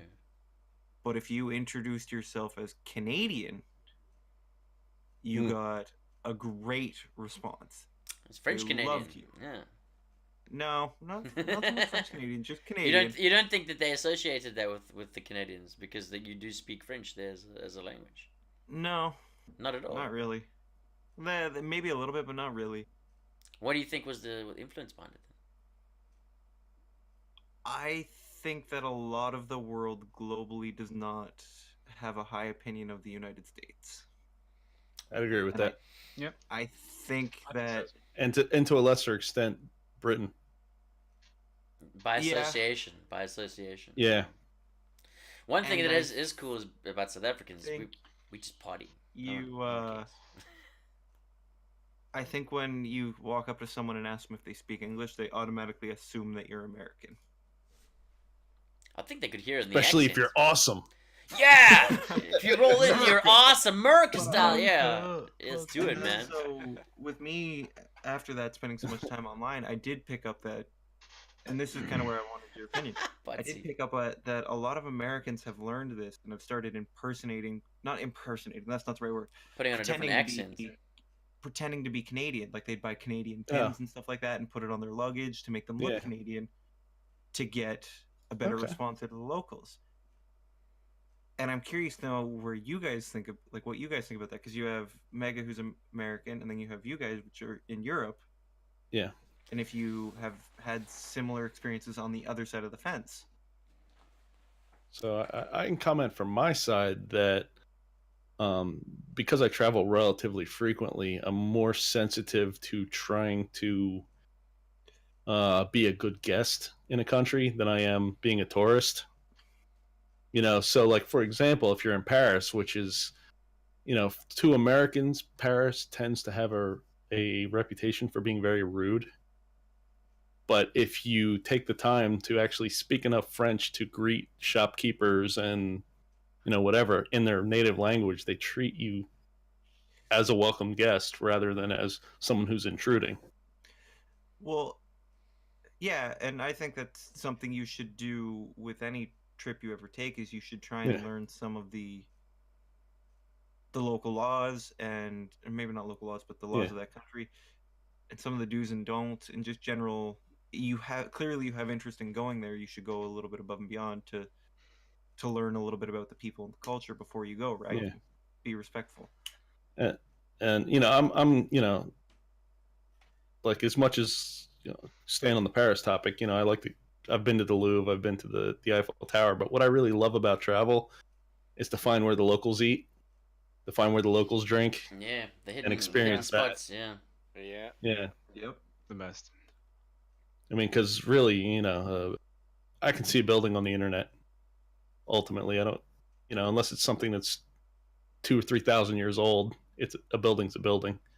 To a But- point. But like to a limited extent, shallowly immerse yourself in somebody else's culture, I think is a lot more valuable, at least to me. I agree to the fullest. Yeah, I 'Cause mean, I feel like 100%. I feel like pictures usually do better than the reality. Sometimes when it comes to Yeah. like these structures. I mean, it's, like seeing a castle, it's cool, and kind of it's neat to think about. Okay, how the people lived who were here 2,000 years ago or 800 years ago, but to like, It's funny you should See- say that. Like, I had a weird experience, and like, I come from South Africa, right? And I've moved to this island where it's a huge culture change from where I'm coming from. It's the history of Isle of Man is a Viking and an English background combined. It's like we were kind of the Mhm. middle point where the Vikings chilled out, where the English people came and they kind of had little battles and shit over where we are, because where you stand That's right, Fitterbar. on the one part, I can literally stand at the top of one of the points on the Isle of Man, and I can see Scotland, I can see Ireland, and I can see England at the same time from the one place. So it's, as a strategic place back in the day, it was the place to have as your base. So there's a hell of a lot of cultural like mixes here because of everyone piling in and trying to take over and fighting the wars. And I've never grown up with castles and all of that type of thing. We don't have that in Africa. Ain't no one building no castles down in Africa. You know what I mean? It's a very different cultural experience there, with in the bush and the wildlife and the huts and all that type of thing. It's completely different. You come over here and to walk around, like we've still got Peel Castle, like on the one side. It's an unbelievable place to walk through, where it's a fully, like, the castle is the same as it was back in 1000 and whatever it was, still standing. That you can go around and walk in the towers and go past the graves where the people are like still there, like in the catacombs and things like that. And as a cultural experience, I don't think you can get that from a video or a picture. To be standing in the actual church on the spot where people were doing these things 800 years ago or whatever it is, it's an experience in itself. So that's the Yeah. point I was kind of going to hit on. Mega, you said, you can see it in a picture. I Yeah. think in the last 100 years, you're absolutely right. Buildings that have been built in the last 100 years, I completely agree. You can Yeah. see in a picture. To me, there's still like an architectural feat where you're like, wow, this is incredible that this is built. Yeah. But the part I like about it is if you go to, we'll use Europe for example, there's so much more history in Europe than there is in Oh yeah. North America. I like to go and look at a building and just stand there and kind of look at all the architecture and go, well, how did they do this to make this last 1,000 years? Or Stone. you know what I mean? Or But yeah, see yeah, it, yeah. or Yeah, look but and it's- see if you yeah. can Yeah. see the transitions and being like, okay, so this clearly is before this, and look at it and just imagine just a few minutes of what has happened in that building. Yeah, Yeah. it is. It And- is and a, what a it- hell of an experience. What is I just like to, when I'm sitting there and looking at it, just use my imagination, be like, how is this building, still standing? Like, or what, like, we have our crazy moments on here that we're like, yeah, I'm gonna remember that forever, like our conversation. Like, what are some of the legendary conversations or funny moments do you think happened where I'm standing right now that no one Yeah. knows about? Trolls from the 1800s and shit like that. Some guy going standing there with a musket, ye oldie taking a headshot. Or, Or oddly enough, like, the smell of a building to me is really cool. Yeah. It's Yeah, actually, very now that you different, said yeah. that, the library at Trinity College in Dublin kind of did that for me. yeah. Go on. It's I forget what year it was actually built, but it's like the quintessential, like, you expect like Dumbledore to come wandering out of a corner. Yeah, and there's like Delbrock. Actually, Delbrock and I went there together. Yeah, you can just kind of feel the humanity there in a weird way. Yeah, and like the last thing I said there was the smell. For me, that's a huge one because it. Yeah. But then we went to the Oh. whiskey bar across the street, so yeah. That was a win. You know what? For me, Mm. if you get a certain odor and you might even not know what it is, right? You might even just be like, I have no idea what that smell is or what it's related to or whatever. But you smell it and it'll take you back to your childhood. Oh yeah, the Mhm. brain, the It'll just associations it'll give you with, like a with smells are vivid big, yeah. memory. Yeah. I mean, And I love that. Or you create a memory based on that smell. Yeah, I guess realize part that of the might part of sound the problem weird, for but- me with like historical sites like that is you have such a curated experience and I think that that's it, why it I kind of enjoyed. takes something away. I think that's why I enjoyed this one over here so much because there's no one that walks you around this castle. You walk into the Okay. castle, right? And they only open it in the summer. The rest of the winter it's closed. They just shut the big fucking iron gates and pull the moat thing up, and you can't go in. And I could get in. they've been trying that for 1,000 years, Saul. But when you go in, there's literally like at the entrance, there's like a little dude in the original guard hut, like still there, and they've just converted it into the entry place. You can, if you're a resident, it's quite cool. You get to just show your like little resident card, and you get it for free. Tourist pay or whatever it is they use for maintenance and thing, and they give you like this little stick thing with like a little headphone or whatever it is on it, and you can literally just free walk around the entire castle. Like That's anywhere you cool. want. You can go up in the balconies, go on the battlements, you can go into the back end, down into the dungeon, all that type of thing. And wherever you walk with this little phone thingy that you've got, it just there's little like numbers that they've stuck on different things, and you just type in the number on the phone thing, and then listen to them telling the epic story about what happened at that point and all that type of thing. So you can kind of make your way around at your own pace and get the feel of it without having that whole like, welcome to the museum. This is exhibit A, and this is exhibit B, and this is exhibit C. It's quite a nice free walk around it, which was a nice cultural experience. I thoroughly enjoyed it, to be honest. Yeah. I've been on similar, like, what do you call it, like stuff like that where they had they have like this you were talking about. The phone listening device. Yeah, thing. Yeah, for the self-guided tour. Yeah. Mm. I definitely agree with your point, Mega, that for the most part you can see buildings on the internet. But there's just something about being there and appreciating that part of history. Yeah. And kind of, for me at least, and kind of how far we've come and what we're able to do now versus what we could do back then and what we should have taken from back then and we don't have now. That's just, I look at it and I go, huh. It just makes my brain wander while I'm sitting there. Yeah, as an experience, yeah, I know what you mean. Yeah. I think like actually like Gremlin said, like he did this, like he went to the in Paris and watched all this stuff as well. But then like what he says is like what is the most important, and I think actually that's the important stuff. Like he thinks that's more important just getting to know the culture, but he does the other thing as well. You know, he actually does both. Yeah, I think doing it's a both balance of both. is a good way to go about it. Yeah, I guess to a certain extent, you can't really get to know the culture without seeing what's important to them.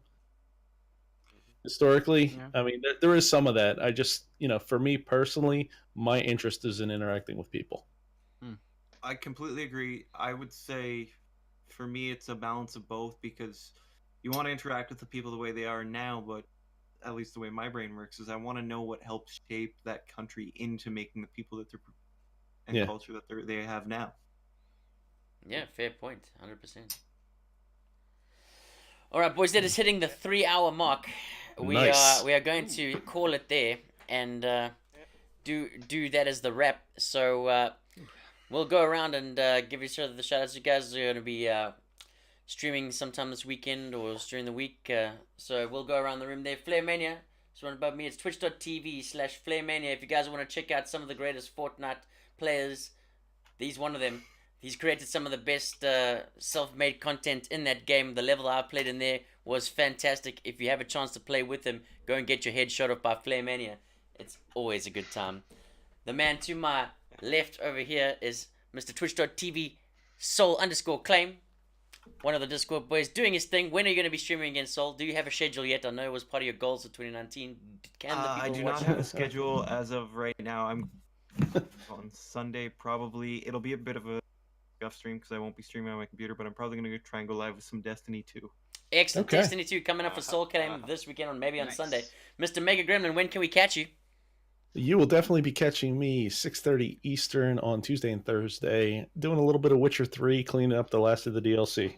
Fantastic. And of course, the man with the mustache magic, Jimbo JP. When are you going to be doing what you do best? Probably a little Battlefield, I would say, right? Yeah. I was supposed to do it today, but there were some technical difficulties with the servers, I think.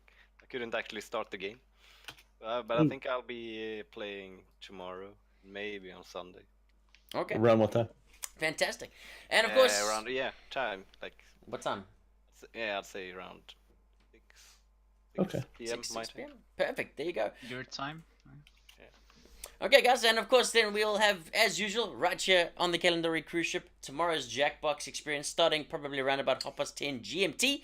Bring your tequilas. It's gonna get wild. There'll probably be prizes, dancing girls, and drunken people wondering. The boys have their tequilas already on hand. You can see it already being prepped up on the side there. It's gonna be another fantastic time. That is what's that? The command. Yes, I'll be making some more commands for a tequila shot, so we'll have some more fun and games with that in chat. It's going to be a hell of a lot of fun. So it's going to be the usual time here on the Calendary cruise ship for your Jackbox madness. Bring your tequila, bring your good times and your good vibes and your spicy Jackbox gameplay, and we'll take it to the next level as we do every Saturday night here on the Calendary cruise ship. Thank you so much for everybody for tuning in for another Discord Boys podcast here on a Friday. It's been legendary. It's been good. And we will see you again here. Same time, probably next week, unless anyone else decides to do anything. Do you get a tequila? Of course you do, Potsy. Of course you do. We would never, ever not have that. So thank you, everyone. We're going to head over and raid Narina1. She's doing some Just Chatting. Just go give her some love. She's one of the sweetest streamers on Twitch. And we'll... Gonna see you at TwitchCon as well. Just gonna throw out my last TwitchCon shout out there. And we'll see you guys same time next week. Thank you very much for joining us. It's been a fantastic stream. We'll see you as we sail off into the sunset. Cheers, guys. Bye. Bye bye. Bye. Bye.